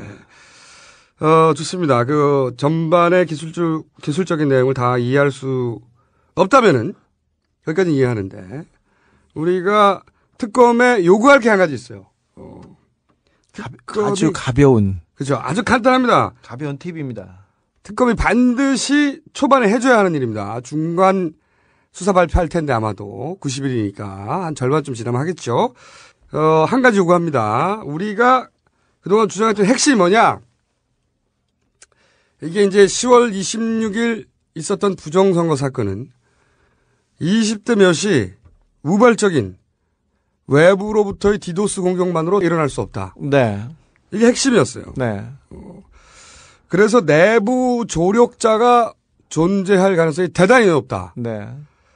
그 조력자를 찾으면 그 조력자에게 지시한 사람을 찾을 수 있고 그러면 거기서부터 거슬러 올라가서 몸통에 닿을 수 있다. 이 이야기를 계속적으로 지적했습니다. 기술적이지 않은 부분입니다. 그렇죠. 이 부분은 기술을 몰라도 돼. 논리적이고 상식적인 부분입니다. 분야 전문가들은 한결같이 외부 디도스만으로 그런 일이 벌어질 수 없다. 네. 그런데 이제 그런 일이 왜 벌어질 수 없냐를 기술적으로 설명하는 부분을 못 알아들었으면 그렇다면 기술에 집중할 것이 아니라 검찰이 원래 잘하는 거 있잖아. 그렇죠. 사람을 잡는 거. 그래서 그 줄기를 타고 올라가면 됩니다. 그러니까 이 사람을 찾아야 됩니다. 네. 누굴 찾아야 되냐? 서버 장비 일체에 네. 접근 권한을 가졌거나 당일날 접근 가능했던 사람. 네. 그런데 이제 우리가 쭉 이런 얘기를 했다고 로그 파일들을 믿을 수 없을 만큼 이제 오랜 시간이 흘렀는데 도대체 어떤 장비에 접근했던 누구를 찾아서 어디서부터 시작해야 되느냐 결정 못할 수 있어요. 그런데 우리가 제기했던 많은 의혹 중에 가장 마지막으로 제기했던 게 뭐냐. 기억을 되살려 보시면 KT망 2개와 LG망 1개가 있다. 그렇습니다. 네. 그런데 디도스 공격이 들어오면 오히려 회선을 느려야 되는데. 간단합니다. 길이 막히면 그 옆에 있는 길을 열어주면 됩니다. 그런데 실제 한 일은 뭐냐면 거꾸로 KT망 2개를 끌어버렸어요. 그러니까 길 2개를 차단해버렸습니다. 길 3개 중에 네. 길이 막히는데 네. 길 2개를 아예 폐쇄해버렸어. 게다가 남은 LG망도 용량만큼의 트래픽이 안 나왔단 말이지. 희한하게 짝이 없는 일이 벌어졌는데 고속도로 3개가 있는데 길 막힌다고 2개를 폐쇄하고 네. 남은 고속도로의 제한 속도가 100인데 속도가 3, 40밖에 안 나오도록 만들었단 말이죠. 이게 의도적인 거다. 우리는 계속 그렇게 주장했습니다. 그럼 여기서 뭘 조사하느냐. KT망, LG망, 외부망이죠. 선관위 외부망. 선관위 외부의 망을 선관위 내부에 있는 서버들, 그걸 연결하는 망이 있을 거 아니에요? 그 내부망과 연결하는 중간에 장비가 있습니다, 이게. 그걸 라우터라고 합니다. 라우터. 자세히는 몰라도 돼요. 어쨌든 네. 외부망과 내부망을 연결하는 장비가 있다. 네. 그게 라우터다. 이 라우터라는 장비에도 로그 파일이 있어요. 네. 기록들이 있다고. 이 도로와 비유하자면 그날 그 내부에서 외부로 나가는 길, 그 길의 교통 정리를 어떻게 했느냐, 네. 그 신호등을 어떻게 조작했느냐 하는 기록들이 남아 있어요. 네. 로그 파일이. 어떻게 했길래 고속도로가 2개가 폐쇄되고 또 고속도로가 100km인데 40km밖에 못 달리게 만들었느냐, 그 기록이 있다고. 근데 그 로그 파일도 조작됐을 수도 있지 않느냐. 그런데 미국 오레곤 대학의 진보 네트워크 기술센터라는 데가 있어요. 여기는 라우트 뷰 프로젝트라는 거를 오랫동안 진행해 왔어요. 이 연구소에서. 인터넷 기술 연구의 목적으로. 그래서 전 세계에 있는 라우터, 그 라우터의 작동 상황을 실시간으로 기록을 하고 있었어요. 97년부터 데이터가 있다고. 죽이는 거지. 그러니까 우리나라 선관위의 라우터의 로그 기록도 거기 있습니까? 거기 있다는 거야. 실시간으로 기록된 게 이건 못 지워. 밖에서. 이건 몰랐지 놈들아. 이 사실은 저희에게 기술 자문을 해주시는 이 전문가 그룹에서 저희한테 알려주신 겁니다. 네. 그러므로 만약에 라우터 로그가 존재하는데 그걸 조작했다. 네. 그럼 조작했는지 안 했는지 알 수 있는 거예요. 그렇죠. 삭제했다. 금방 나오겠네요. 삭제했다. 여기서 이제 걸리는 거지. 네. 삭제했으면 누가 삭제했느냐. 이걸 추적하면 되는 거예요. 그렇죠. 그렇지. 존재하면 오레곤 대학에 있는 작년 10월 26일 날 기록됐던 데이터를 그랑 비교하면 되는 거예요. 그럼 조작했다는 게 드러나잖아. 혹은 그게 드러날까봐 이것만 삭제하면 아무도 모를 것이다 하고 삭제했다면 삭제한 놈을 찾으면 되는 거야. 그렇죠. 삭제한 놈! 네. 자, 저는 삭제했을 가능성이 상당히 높다고 봅니다. 네. 그러므로 이 삭제한 사람, 왜냐하면 접근 가능한 사람이 몇 안 됩니다. 몇 안 됩니다. 네. 더군다나 라우터는 전문 장비이기 때문에 아무나 얻을 수가 없어요. 그 사람으로부터 역추적을 시작하면 되는데 이건 기술을 몰라도 돼. 아니 그건 기술하고 상관없는 아무 상관없어. 네네. 요놈이 삭제했다. 차단하면 된다고. 사실 그 라우터에 접근할 수 있는 사람이 몇 안 되지 않습니까? 전문가니까. 누가 로그인을 해서 누가 삭제를 했는지. 그렇죠. 그날 접근한 사람은 더더욱 몇 안 되지 않습니까? 그 사람한테 가서 너니? 이렇게 물어보면 됩니다. 문의해, 문의. 너니? 이렇게, 문의. 자, 저희가 이 이야기를 하는 이유가 뭐냐면, 특검이 어떤 수사를 하고 있는지 사실은 외부에서 알 수가 없어요. 네. 그리고 그들이 알고 있는 것을 다 발표할지 안 할지도 모릅니다. 네. 잘 해내리라고 믿고 있습니다. 자, 그러니까, 특검은 이 사람을 찾아야 하고, 그리고 이 사람을 찾지 않는다면 특검이 자신의 임무를 다하지 않는 것이고. 에이, 찾겠죠. 그리고 찾았다면 반드시 발표를 해야 하고. 에이, 찾았겠죠. 그리고 안 찾으면 그 사람 수준에서 꼬리 자르기를 하면 절대로 안 되고. 그렇죠. 아니 기술자가 말단 기술자가 틀림없이 말단 기술자일 텐데 말단 기술자가 그걸 왜 지워? 그렇죠. 만약에 지웠다면 아르바이트로 지워. 조작을 했다면 조작을 했다면 왜 조작을 해? 네. 그럴 리가 없잖아요. 네. 그렇기 때문에 거기서부터 타고 올라가야 된다. 네. 도대체 이번 경우에는 어디까지 올라갈지. 네. 특검이 꼬리 자르기를 용인해 주느냐 안 하느냐 이거 주목 대상입니다. 네. 찾았으리라고 생각됩니다. 찾겠죠. 발표하리라고 생각됩니다. 특검이 안 하면은 이 형이 밤 12시에 반드시 이 형이 할게. 진우야, 김 원장이 지금 기다리고 있어. 자, 안 그러면 우리가 발표해야지. 그렇지. 요거 이니셜이라도 낼까? 하여튼 아니죠. 아직은. 네. 지난 6개월간 다들 손 뗐어요. 네. 우리가 이걸 손 떼지 않은 이유 말씀드렸고 네. 대선까지 갑니다. 네. 다시는 이런 짓 못하게. 그리고 반드시 범인을 찾아냅니다. 네. 하지만 오늘은 네. 여기까지만 합니다. 네. 저희가 네. 민주주의와 선거를 방해하려는 사람들, 그 사람들을 집요하게 쫓고 계속해서 외치고 있습니다. 근데 우리가 선거법 위반으로 기소당하는 거 좋습니다. 네. 그런데 이게 선거법 위반 정도가 아니지. 아니죠. 이건 개입이고 이건 선거 그 자체를 부정하는 행위인데 네. 이런 사람을 잡지 않는 게 말이 돼? 네. 그 사람 단 한 사람만 찾아도 무엇이 입증되냐면 우리가 그동안 줄기차게 주장했는데 사실은 매체에서 받아주지 않았던 이것이 외부에서 20대 몇 명에서 일어난 우발적인 디도스 공격이 핵심이 아니고 실제로 당일 투표소 검색이 안 됐던 것은 내부 조력자가 없이는 불가능하다. 라고 6개월이 넘도록 우리가 외롭게 씨발 떠들어댄 거 그 이야기가 입증되는 겁니다. 누군가 따로 존재한다는 거. 지켜봐 주십시오. 네. 자, 요 다음에 진도가 있을 테니까 기다려봐 주시고 특검 저희가 졸라 주목하고 있습니다. 네. 특별 변호사가 되지 않기를. 근데 우리한테 왜 문의를 안 하지? 우리가 제일 많이 하는데. 기대합니다. 어쨌든 특검 화이팅 해주세요. 네, 화이팅! 요사이 듣자하니 KTX를 판다, 인천국제공항을 판다. 아닌 밤중에 홍두깨처럼 지하철 9호선의 승차요금을 500원이나 인상을 하고 시끌벅적할 때마다 곳곳에서 맥쿼리 하는데. 막걸리? 아따 맥쿼리 몰라? 이 맥쿼리가 뭐냐 하면은 맥쿼리가 무엇이냐? 호주의 영국 식민시대 뉴사우스 웨일즈 총독이 맥쿼리라. 사람 이름이었어? 형님 이제 알겠어?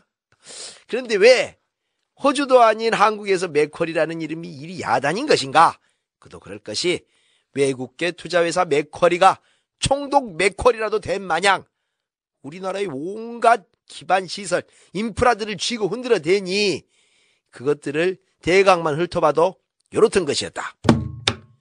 인천대교와 인천국제공항 고속도로, 우면산 터널, 서울 춘천 고속도로, 서울 9호선 도시철도, 영인 서울 고속도로, 대구 4차 순환도로,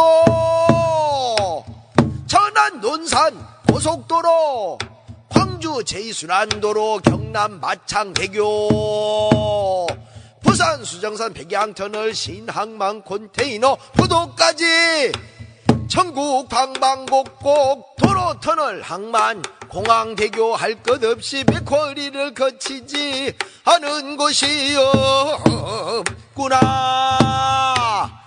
어디 그뿐이랴. 전력의 도시가스 이제는 방송까지 진출하니 투자회사 맥쿼리와 총독 맥쿼리가 다를 바가 없구나. 이 새끼들 완전 깨알 같아. 이 투기 자본들이 공공재 빨대를 콕 하고 꽂아놓고 쪽쪽쪽쪽쪽 빨아들이고 있으니 요 빨대의 핵심이 바로 손해를 보존해준다는 MRG, 미니멈 레베뉴 개런티, 최소 수입 보장제. 나 영어 잘하지? 이 MRG는 MBG의 조카야. 진짜? 뻥이야. 맥쿼리 같은 투기 자본들이 땅 짚고 헤엄치듯 우리나라 재산과 혈세를 야금야금 먹어치우는 뒤 이 먹성질이 꼭 요렇던 것이었다. 국가 예산에다가 자기 자본 조금 보태 국가 기반 시설 공사하는 동안 토건족이 빼먹고 20% 넘는 고리대금업으로 빼먹고 완공 후엔 20-30년 운영권을 보장받고 장사가 예상보다 시원찮아. 손해가 예상되면 최소 수입 보장제 MRG로 빼먹고 무슨 지?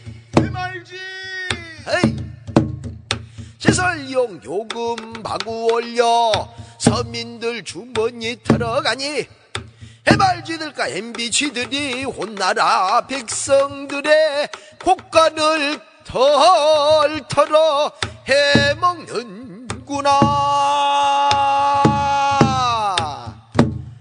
새끼들 졸라 헤쳐먹어요. 하여튼 진짜 국가 인프라에 대한 민자 사업의 실체가 이러한데 우리 각하께서는 이를 선진금융기법이라 부르며 팍팍 밀어주고 계시니 우리도 가만히 있을 수가 있겠느냐.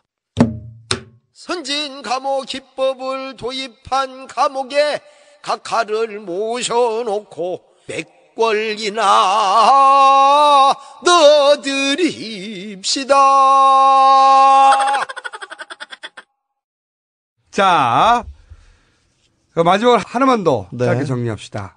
요즘 이 각하의 최측근들, 예를 들면 최시중, 박영준 집중적으로 소환 구속되고 있습니다. 네. 이상득, 그러니까 대통령의 형도 저축은행 건, 그리고 비자금 건, 그리고 모스한 건. 사실 파이시티, 이 최시중과 박영준이 구속된 이 사건에서도 몸통은 이상득이라는 얘기가 계속 나옵니다. 하지만 아직 거기까지는 가진 않았는데 이상득도 나올 겁니다. 네, 이게 이제 집권 말기 레임덕에 의한 측근 비리가 한꺼번에 터져 나온 거라고 수상합니다. 그게 아니다. 이게 무작위로 터지는 것 같지만 매우 질서정연하게. 그리고 이미 수사가 다 돼 있던 상황이에요. 그리고 또 그 수사의 한계가 또 명확하게 지어져 있어요. 네. 예를 들어서 최시중 건. 그렇죠. 최시중 같은 경우는 수십 군데의 의혹이 있어요. 그리고 이 파이시티에서도 많은 의혹이 있는데 그 중에서 2007년 4월 이전에 알선 수재. 네. 요게 걸린 것처럼 하고 있어요. 최시중은 정치 자금이라고 얘기합니다. 그러면 2007년 4월 이전이면 공소시효도 지나거든. 그렇죠. 근데 검찰에서 묘하게 하나 기소했는데 그 즈음 겁니다. 요거 다퉈보면 죄가 법정에서는 그렇게 어떻게 될지 모르는 거예요. 사실은 최시중은 이거 말고도 많거든요. 그럼 수십 가지예요. 최시중의 양아들 정용욱이라는 애는 튀었죠. 지금 잘 있대요. 제가 그 측근한테 들었는데 말레이시아, 태국 이런 데 오고 하면서 잘 있대. 편안하대. 그 사람은 여기저기에서 돈을 받았다는 의혹만 200~300억이 됩니다. 실제로는 더 많이 받았겠죠. 최시중 본인이 아니라 양아들이라고 하는 사람이. 신하들이라는 최성욱 사업체를 얼마나 많이 늘렸는지 아니 갑부가 됐어요. 심지어는 네일샵 이런 데서도 뜯고 다닙니다. 이 사람. 그리고 근데 그 의혹은 하나도 없어지고 최시중 본인은 또 다음 달에는 심장혈관 수술을 받게 돼 있습니다. 그러니까 진짜 보름 뒤에는 구속 집행 정지가 돼. 나와. 근데 염치가 없어도 이렇게 없는지 파이시티 이번 얘기를 보면은요. 이명박 대통령이 계속 추진하고 그 주변에 원세원 국정원장, 백용호 전 국세청장 지금도 청와대에 있고요. 박영준, 이상득, 최시중 측근들이 다 붙어가지고 하나를 해먹어요. 이 파이시티 사건은 잘 보십시오. 조만간 그냥 끝이 납니다. 네. 그 진짜 돈뭉치들 다 밝혀지지 않고 최시중을 건드렸다, 박영준을 건드렸다는 사실 자체 가지고 엄청나게 크게 언론 플레이가 되고 그리고 사건은 사고로 될 거예요. 이 사건이 터지기 2달 전에 이정배 파이시티 사장이 측근을 통해서 연락이 옵니다. 만나고 싶다고. 그때는 이 사건을 어떻게 성격했냐면은 양재동에 있는 물류센터, 우리나라에서 가장 큰 물류센터 사업을 처음에 하다가 이상득 주변 애들한테 돈을 다 뺏겼는데 결국은 이상득한테 이 사업권까지 뺏겼다. 이렇게 얘기하면서 만나자고 했었습니다. 2달 전에는. 네. 사실은 이 사업권이 포스코하고 우리은행에 넘어가거든요. 그렇죠. 포스코, 우리은행 다 우리 각하의, 우리 이상득의 다 주변 사람들입니다. 이런 사건인데 정리되는 거 보면 몸통들은 다 사라지고 갑자기 2007년 4월 5월쯤에 푼돈 몇 억 이 사건으로 축소되는 거야 지금. 돈이 로비 자금으로 사라졌다고 주장하는 게 그 파이시티 사업하는 사람들은 로비 자금으로 사라졌다고 주장하는 게 1,000억이 넘습니다. 근데 최신중이 얼마 때문에 구속됐나요? 5억인가요? 7억인가요? 몇 억이야? 하여튼 10억이 안 되는 돈이에요. 네. 이게 한계를 딱 설정해 놓고 가장 가벼운 사건이자 게다가 법정에서 공소시효 같은 걸로 다툴 수 있어서 법정 구속이 안 될 수 있는 사안 정도. 네, 게다가 심장혈관 수술을 미리 잡아서 들어가자마자 구속 집행 정지가 돼서 다시 나올 수 있는. 최시중이 이정배 사장의 청탁을 받고 전화를 합니다. 근데 권재진이야. 지금 법무부 장관이야. 걔네들이 이걸 하고 있으니 이걸 어떻게 하란 말이야. 걔네들은 염치가 없어서 문제가 되고 자기가 연루가 돼도 맨날 권재진은 이름이 나오는데 절대 안 물러나. 조사받을 사람이 지금 조사를 하고 있다. 그렇죠. 이게 파인시티 사건이라는 게 복잡하게 벌어지니까 무슨 일인지 모르는데 원래 물류센터입니다. 네. 물류센터인데 우리 각하가 서울시장 시절에 이걸 퇴임 얼마 전에 상가로 만들어버린 거예요. 상가. 한마디로 말하면 그겁니다, 이게. 환경평가, 교통영향평가, 모든 평가에서 이건 안 된다고 그랬어요. 근데 무조건 하라고 합니다. 이명박 시장이 그때 무슨 말을 했냐면, 야, 기업이 돈을 벌면 배가 아프냐? 이렇게 이야기했다고. 왜냐하면 관련 부처에서는 다 반대했고, 왜냐하면 물류센터란 말이야, 물류센터. 물류센터인데, 야, 건물 짓는데 상가 좀 들어보내 해가지고, 근데 상가가 졸라게 더 크게 돼. 물류센터보다 몇 배가 더 크게 들어온 거야, 이게. 1조 원이 넘는 돈이 남는 그런 사업이었어요.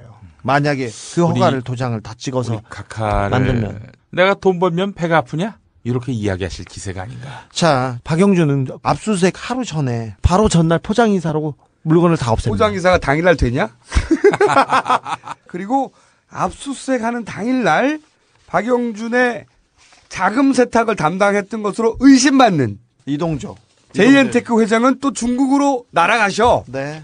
얼마나 짝짝 들어맞는지 아주 그냥. 자, 최시중 얘기 하나만 더 합시다. 구속영장이 떨어진 날 기자들이 물어봤습니다. 왜 구속됐다고 생각합니까? 이렇게 물어봤더니 뭔가가 많이 잘못됐다고 생각하고 있습니다. 뭔가가 많이 잘못됐다고, 잘못했다고가 아니라 잘못됐다고 생각하고 있습니다. 나에게 닥친 큰 시련으로 생각하고 이 시련을 잘 극복할 수 있도록 자중자애하겠습니다. 이런 이 양반들은 조폭마인드예요. 여기저기에서 많이 처먹어. 그래놓고 하나 걸려. 그럼 10개 중에 하나가 걸리거나 100개 중에 하나 걸리지 않습니까? 나머지는 돈은 굳는 거잖아. 감옥에 가서 돈 버는 것이 훨씬 낫지. 그래서 그냥 여기저기서 처먹어요. 그냥 처먹어. 걸리면 뭔가가 잘못됐다. 시련을 잘 극복하겠다. 시련을 극복하면 안 돼. 이 사람은 극복해서 더 처먹으려고? 각하와 관련된 비리가 워낙 거대하다 보니까 본격적으로 대선 국면이 접어들는데 각하 사건이 계속 터지면 안 되잖아. 그렇죠. 그러니까 우리 박근혜 비대위원장 대선 가도에 걸림돌이 될까봐 그 길을 미리 터져서 미리 청소해서 빨리 정리하죠. 뇌관들을 빨리 제거하겠다. 박근혜 길 터주기 프로젝트. 그렇죠. 이게 저희는 이제 이 각하와 우리 공주님의 교섭의 결과다라고 졸라 추정하는 거죠. 총선 때 청와대가 한나라당의 말을 정말 잘 들었습니다. 새누리당 고위 관계자가 이번 선거 때는 청와대가 너무 말을 잘 들어서 선거 치르기 편했다 이렇게 얘기합니다. 친이계 좌장이라는 사람들, 친이계에서 힘께나 쓰는 사람들이 갑자기 다 내가 잘못했네? 내가 안 가네? 그러면서 불출마 선언하고 길을 터줍니다. 갑자기 모든 게 정리돼버려. 모든 갈등이. 김무성 안상수. 그러니까 이게 각하 라인 쪽에서도 힘을 쓰고 우리 공주님 라인 쪽에서도 힘을 써서 그 힘이 만나 교섭의 결과다. 그렇죠. 라고 저희는 졸라 추정하고 네. 각하가 현직 대통령입니다. 법무부 장관, 검찰총장, 민정수석, 국정원 움직일 수 있어요. 당연하죠. 그렇기 때문에 각하와 이 공주께서 사실은 서로 이해가 맞아 떨어지는. 말하자면 우리 각하는 퇴임 이후에 노후 보장이 필요하고 우리 공주께서는 대선을 이겨서 집권하는 게 필요하단 말이지. 그러기 위해서 걸림돌이 되는 것은 상호 합의하에 마구 정리하고 있습니다. 가이드라인을 정해서 신속하게 쳐내자. 내곡동 땅 문제도 검찰이 속도를 내서 카카의 아들 시영 씨를 서면 조사했어요. 그리고 이 파이시티 문제도 그러는데 가장 경미한 걸로 바로 잡아서 정리하고 있습니다. 그런데 이렇게 주르륵 정리해 놓으면 각하와 관련된 각하 측근과 관련된 비리들이 다 정리됐다는 느낌을 준단 말이지. 그렇죠. 이미 그러고 있지 않습니까? 왜냐면 파인시티 돈 막 어쩌고저쩌고 하면 사람들이 뭐 큰일이 있었고 벌을 받고 있구나 이렇게만 생각한단 말이지. 네. 측근들이 다 이걸로 경미하게 처리되고 끝나올 수 있다는 말이지. 그렇습니다. 그럼 MB 심판론은 대선에 힘이 빠진다는 거지. 총선 때 이미 그 프로젝트가 성공적으로 가동됐습니다. 조중동과 방송이 MB를 파묻었습니다. 그래서 어디에서도 MB가 나오지 않았어요. 그렇지. 대신 네가 나왔지. 용민만 나왔어요. 지금도 마찬가지입니다. 지금 대선 후보가 나오기 직전이에요. 그리고 어수선하지 않습니까? 출마 선언하고 그 직전에 마구 정신이 없을 때 정리하고 게다가 조중동도 이 뉴스를 마구 다뤄요. 그럼요. 분량을 쏟아내고 있어요. 원래 이렇게 뉴스 분량이 쏟아지면 뉴스 피로도가 올라갑니다. 그럼 파인 시티를 하나만 남고 이미지만 남아요. 다 처리되었다. 자, 최시중, 박영준 어쨌거나 구속됐지 않습니까? 구속했네? 싸그리 정리했네? 이렇게 생각하지 않습니까? 그렇죠. 남은 건 이제 이상득 형 하나밖에 없어요. 어느 시점에 써먹겠죠. 네. 좀 더 효과적으로, 결정적으로. 네. 가장 경미한 건을 하나 잡아서 처리한다고 봅니다. 구속됩니다. 형이 이 대통령의 그 형들 보니까 참 불행해. 그래서 밤 12시에 대통령 형 연습하고 있어. 아, 진짜. 이런 거래가 성립되는 것이 서로가 서로의 약점을 알고 그리고 서로의 이해가 맞아 떨어지고 그러기 위해서 걸림돌이 되는 건 미리 다 치는 건데 이 둘이 교집합의 사건 같은 게 있어요. 네. 예를 들면 저축은행 사건이 저축은행 있었습니다. 사건. 네. 여기에는 각하의 형 또 공주의 동생 동시에 연루되어 있는 걸로 졸라 의심되는 사건입니다. 대형 로비스트들이 있었고요. 예를 들면 박태규. 그렇죠. 박태규 씨가 양쪽 모두를 만났어요. 가장 또 결정적일 때 저축은행이 망하기 직전에 로비가 가장 필요할 때 그때 집중적으로 만납니다. 그때 각하의 형도 만났고 그리고 박근혜 비대위원장의 동생도 만났고 네. 박근혜 비대위원장 본인도 만났다고. 박태규가 만났다고. 박근혜 위원장 아무나 안 만나죠.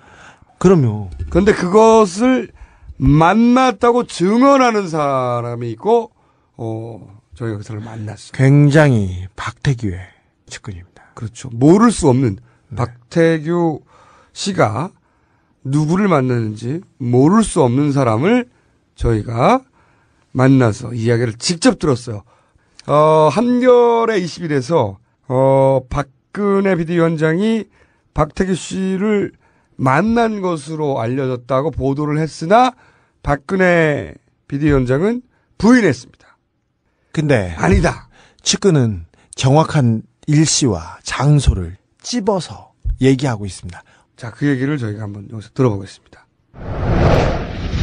박태규가 부산저축은행 로비스트로 알려져 있는데 네. 박태규가 어떤 사람입니까? 주로 이제 편집국장, 보도국장, 언론인들을 상대로 언론계 발이 넓어서 언론계 모르는 사람이 없었어요. 지금 마당발이죠. 네. 마당발인데 그분이 예전에 언론사에 있을 때 편집국장이 일반 기자 시절부터 계속 이제 돈독하게 친분을 관계를 맺으면서 그래서 이제 국장까지 올라오고 청와대에 얼마 전에 이제 구속되신 분 있죠. 김두시 그분도 예전에는 언론인 출신이었어요. 그렇죠. 기자였어요. 중앙일보 기자였죠. 예, 기자였는데 그때도 이제 계속 이제 친분을 만나면서 청와대에 계실 때도 계속 만났습니까? 청와대에 있을 때 제가 3번 정도 들어갔었어요. 청와대? 예.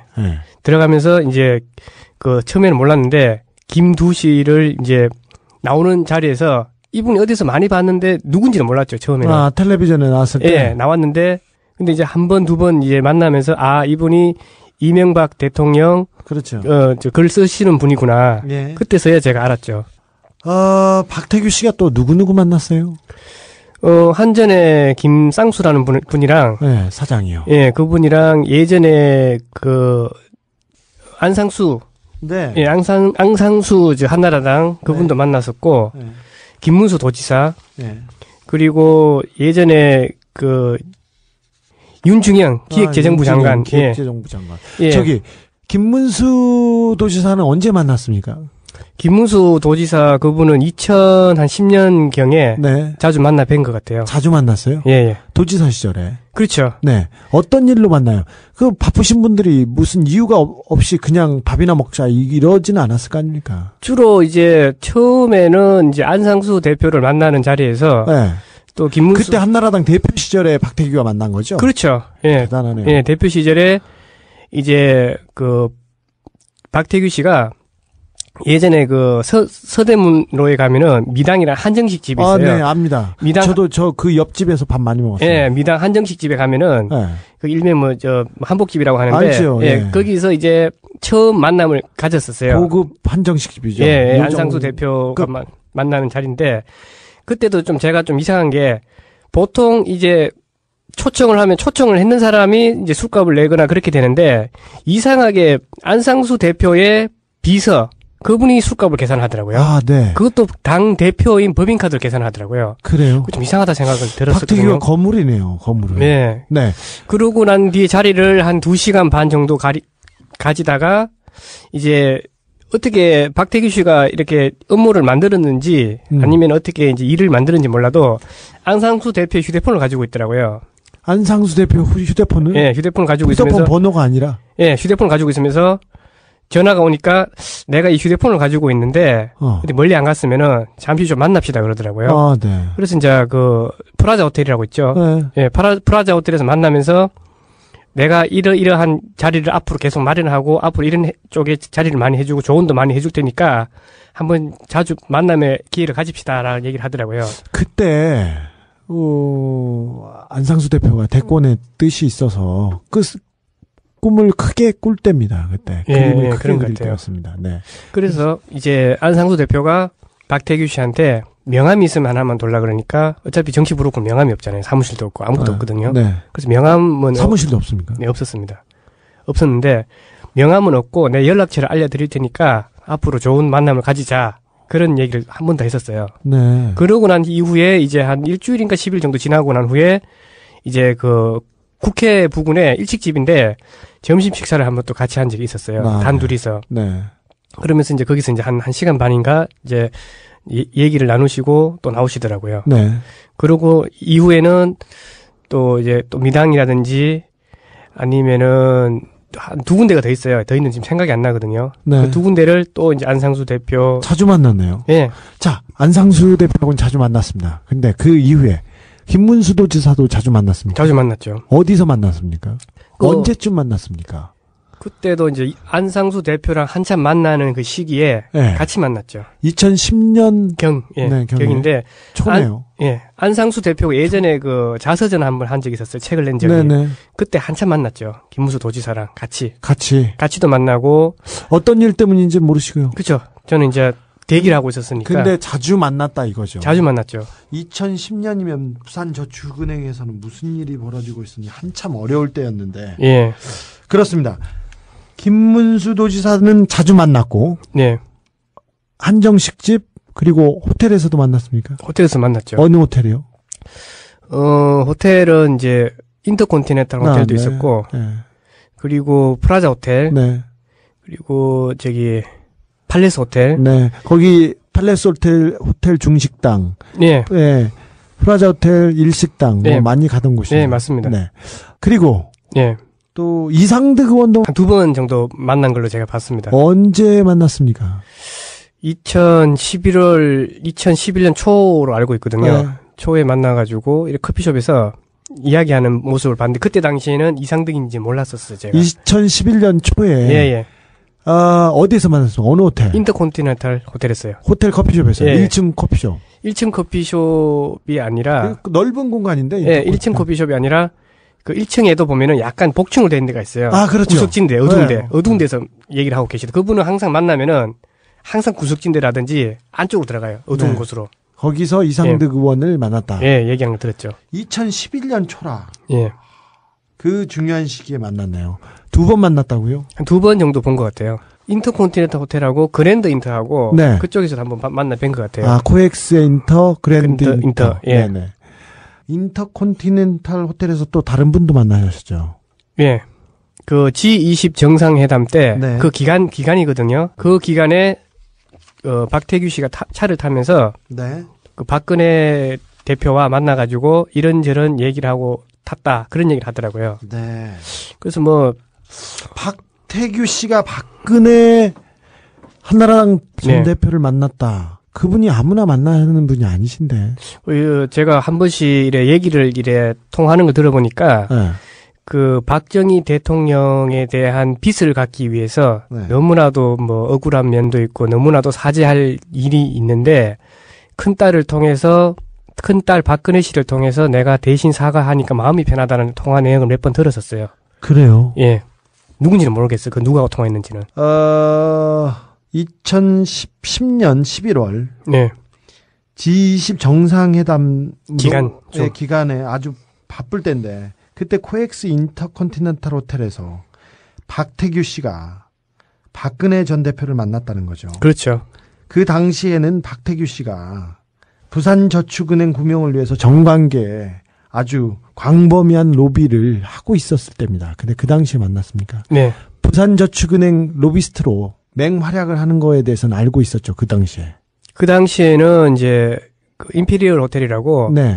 그 호텔에 임피리얼 팰리스 호텔에서. 예, 옛날 아미가 호텔이거든요. 그렇죠. 자주 갔었는데 처음에는 이제 그 유상증자 때문에 간지는 몰랐고 그렇죠. 유상증자 때문에. 몰랐고 일반 그냥 상무나 전무를 만나가지고 저축은행에 부산저축은행. 예. 그때 당시에 상무가 전무인 줄 알았지 그분이 네. 김양 부회장인지는 몰랐죠. 네. 그때 당시에는 여러 번 갔었어요. 근데 나중에 보니까 김양 부회장과 만나서 유상증자나 돈을 끌어오기 위해서 대단히 그 동분서주하고 그치, 미팅을 하고 있었죠. 그 당시에 박근혜 대표를 만났다 이거죠. 예, 그렇죠. 박근혜 대표를 만나서 무슨 얘기를 했다는 거는 모르죠. 모릅니까? 예. 박지만 씨도 자주 만났습니까? 박태규 씨가? 한 번 정도 딱 봤습니다. 네. 예, 한 번 정도 기억이 나네요. 서양희 변호사도 같이 만났나요? 박지만 씨의 부인? 얼굴을 모르시죠? 얼굴 모르겠습니다. 네. 근데 박지만 씨하고 만나서 뭐 했습니까? 그냥 뭐 식사를 하는 거를 봤었어요. 제가. 네. 식사를 하고 그 당시였습니까? 2010년 11월이나 그 무렵에 했습니다. 그 무렵에. 예. 그럼 박근혜 대표를 먼저 만났습니까? 박지만 씨를 먼저 만났습니까? 그 앞뒤 정도 될 것 같은데. 앞뒤로. 예, 기간이 한 달 정도 있더라고요. 네. 공백 기간이. 저기 박근혜 대표를 만나서 밥을 먹었습니까? 그 내용은 제가 언제 점심 때였나요? 아니면 점심 때였습니다. 점심 때. 예, 점심 시간 중에 타고 나서 이제 얘기를 하시더라고요. 점심 시간에 만났다 이거죠. 예. 점심을 먹었는지 그 이후로 이제 1시 이후로 탔었으니까 네. 점심을 먹지 않았나. 그렇죠. 점심을 먹었는지는 모르지만 점심 때 만났다. 네. 박지만 씨도 만나서 밥을 먹었다 이거죠. 그래서 이제 그분은 이제 워낙 이분 스타일은 어떻습니까? 워낙 마당발이다 보니까 지인의 지인을 통해 가지고 한 달이 두 달이 걸치면은 바로 밥 먹나요? 바로 이렇게 연결이 되더라고요. 자연스럽게. 아니, 저도 마당발이에요. 예. 밥은 잘 안 먹거든요. 이상하게 이 입소문을 잘 타시더라고 박태규 씨가. 네. 예. 자, 박지만 씨하고 사전에 이렇게 친분이 있습니까? 사전에 친분을 어떻게 돈독하게 만났는지 모르겠지만은 그 기회를 자연스럽게 만난 것 같아요. 제가 네. 봤을 때는. 박지만 씨는 삼화저축은행하고 관련이 있는데 이분이 박태규 씨가 제일저축은행을 봐준 거는 김양 부회장이나 제일저축은행을 봐준 거는 맞습니다. 다른 저축은행도 봐줬습니까? 다른 저축은행까지는 모르겠네요, 제가. 네. 예. 제가 다시 묻겠습니다. 김문수 경기도지사를 박태규 씨가 몇 차례나 만났습니까? 한 20차례 넘었고 30차례 안팎으로 만난 것 같아요. 그렇게 자주 만났습니까? 예. 왜냐하면 절친이네요? 그렇죠. 관청까지도 갔었으니까. 관청에도 가시고. 예.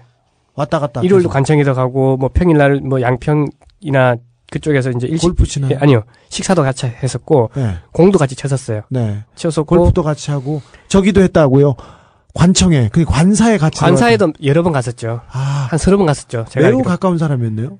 굉장히 급속도로 이제 발전이 되더라고요. 그때 만나서요. 2010년쯤에 만나서 급속도로 가고. 그렇죠. 그 전에 친분이 있는지는 모르고요. 예, 모르고요.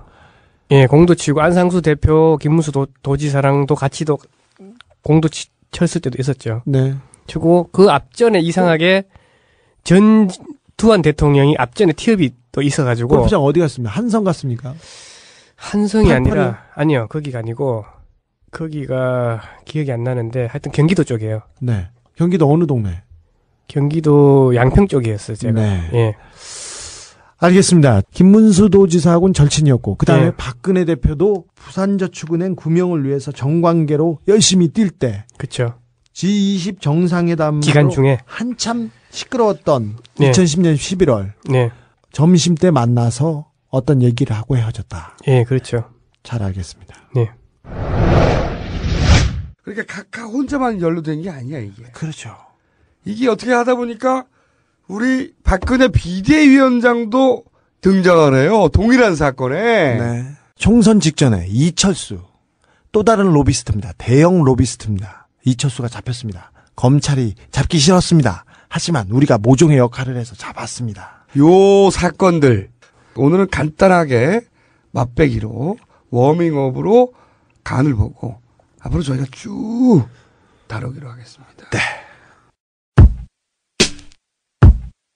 어제는 진실이 갇히고 국민이 입을 닥치고 어느 분의 시중 들던 그분이 일을 마치고 진실도 서울에서 또다시 홍성으로 돈줄이 필요하면 go to the 삼성으로 선거 관리를 해 비서 몇 명에게 주도수로 뚫리는 선세한 관리를 해 그들은 누가 볼 때 술 먹은 점쟁이 술 먹고도 바뀐 투표소 예지를 했다지 진실을 과도하게 보도한 나머지 밝힐 것이 없어 기자 휴가를 냈다지 그 휴가가 길어지면 위에서 나 사표로 다 처리한다 협박한다 그래서 뉴스 타파 세상을 비판하는 거 아냐 왜냐면 나란 주어는 없다 정말 없다 이리도 혼란한 세상에 끝없이 달린 마라토너 봉주가 없다 You went too far go away Cause G 뭐야 G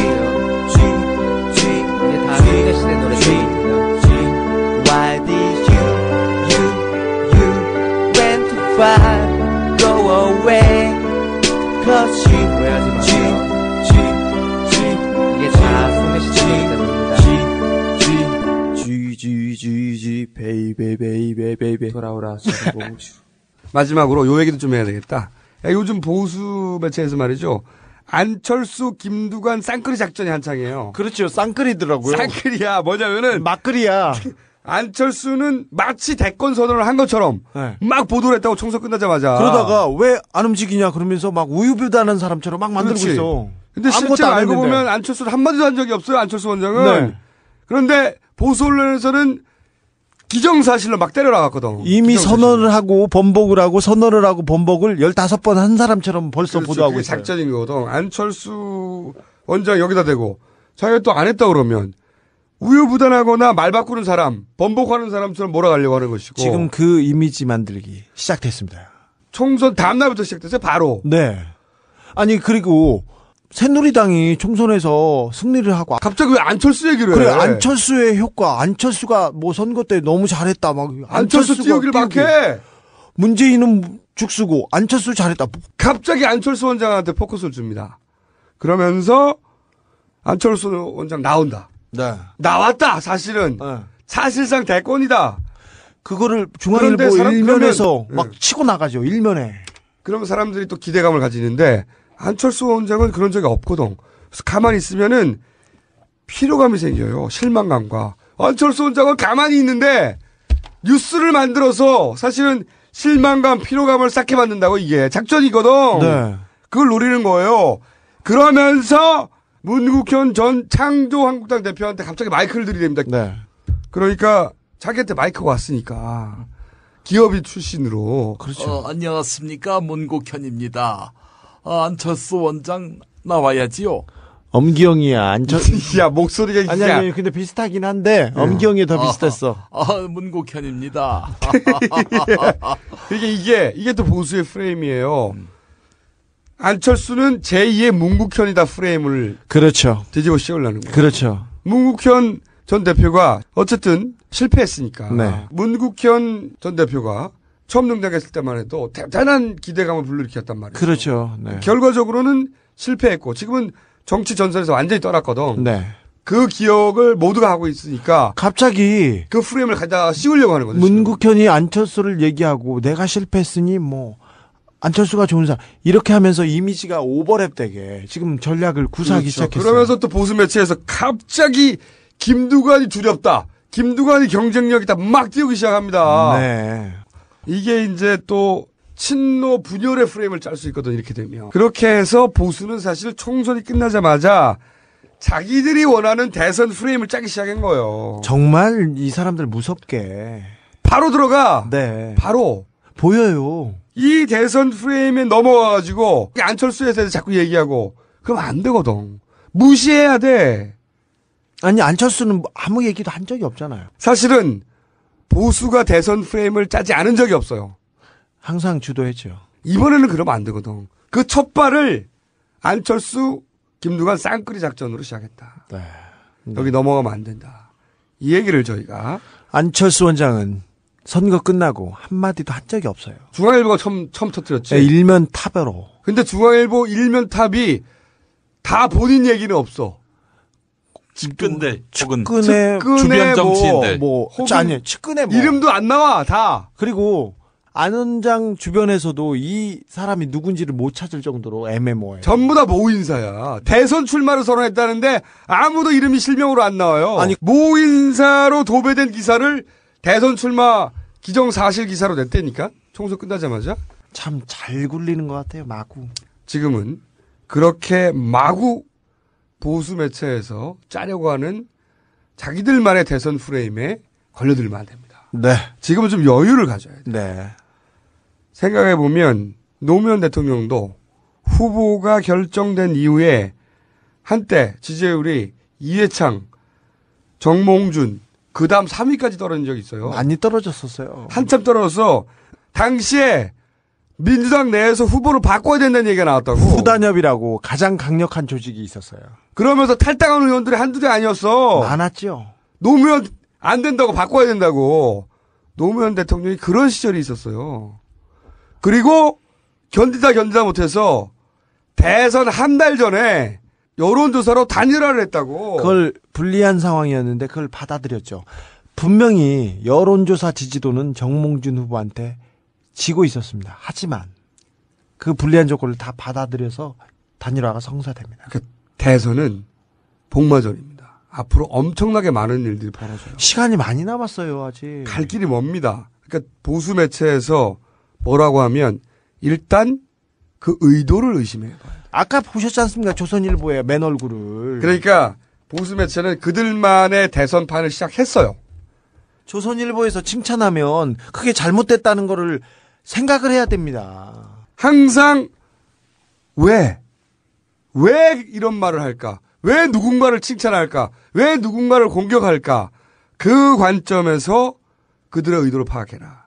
그럼 보수가 진짜 두려워한 게 뭔지 그게 드러나죠. 그리고 그게 드러나면 우리 싸움을 할 수 있는 거예요. 그걸 그 의도를 지켜보면서 우리 싸움을 해야 되는 겁니다. 견뎌내고 간파해야 됩니다. 이번에는 정말 제대로 싸워야 됩니다.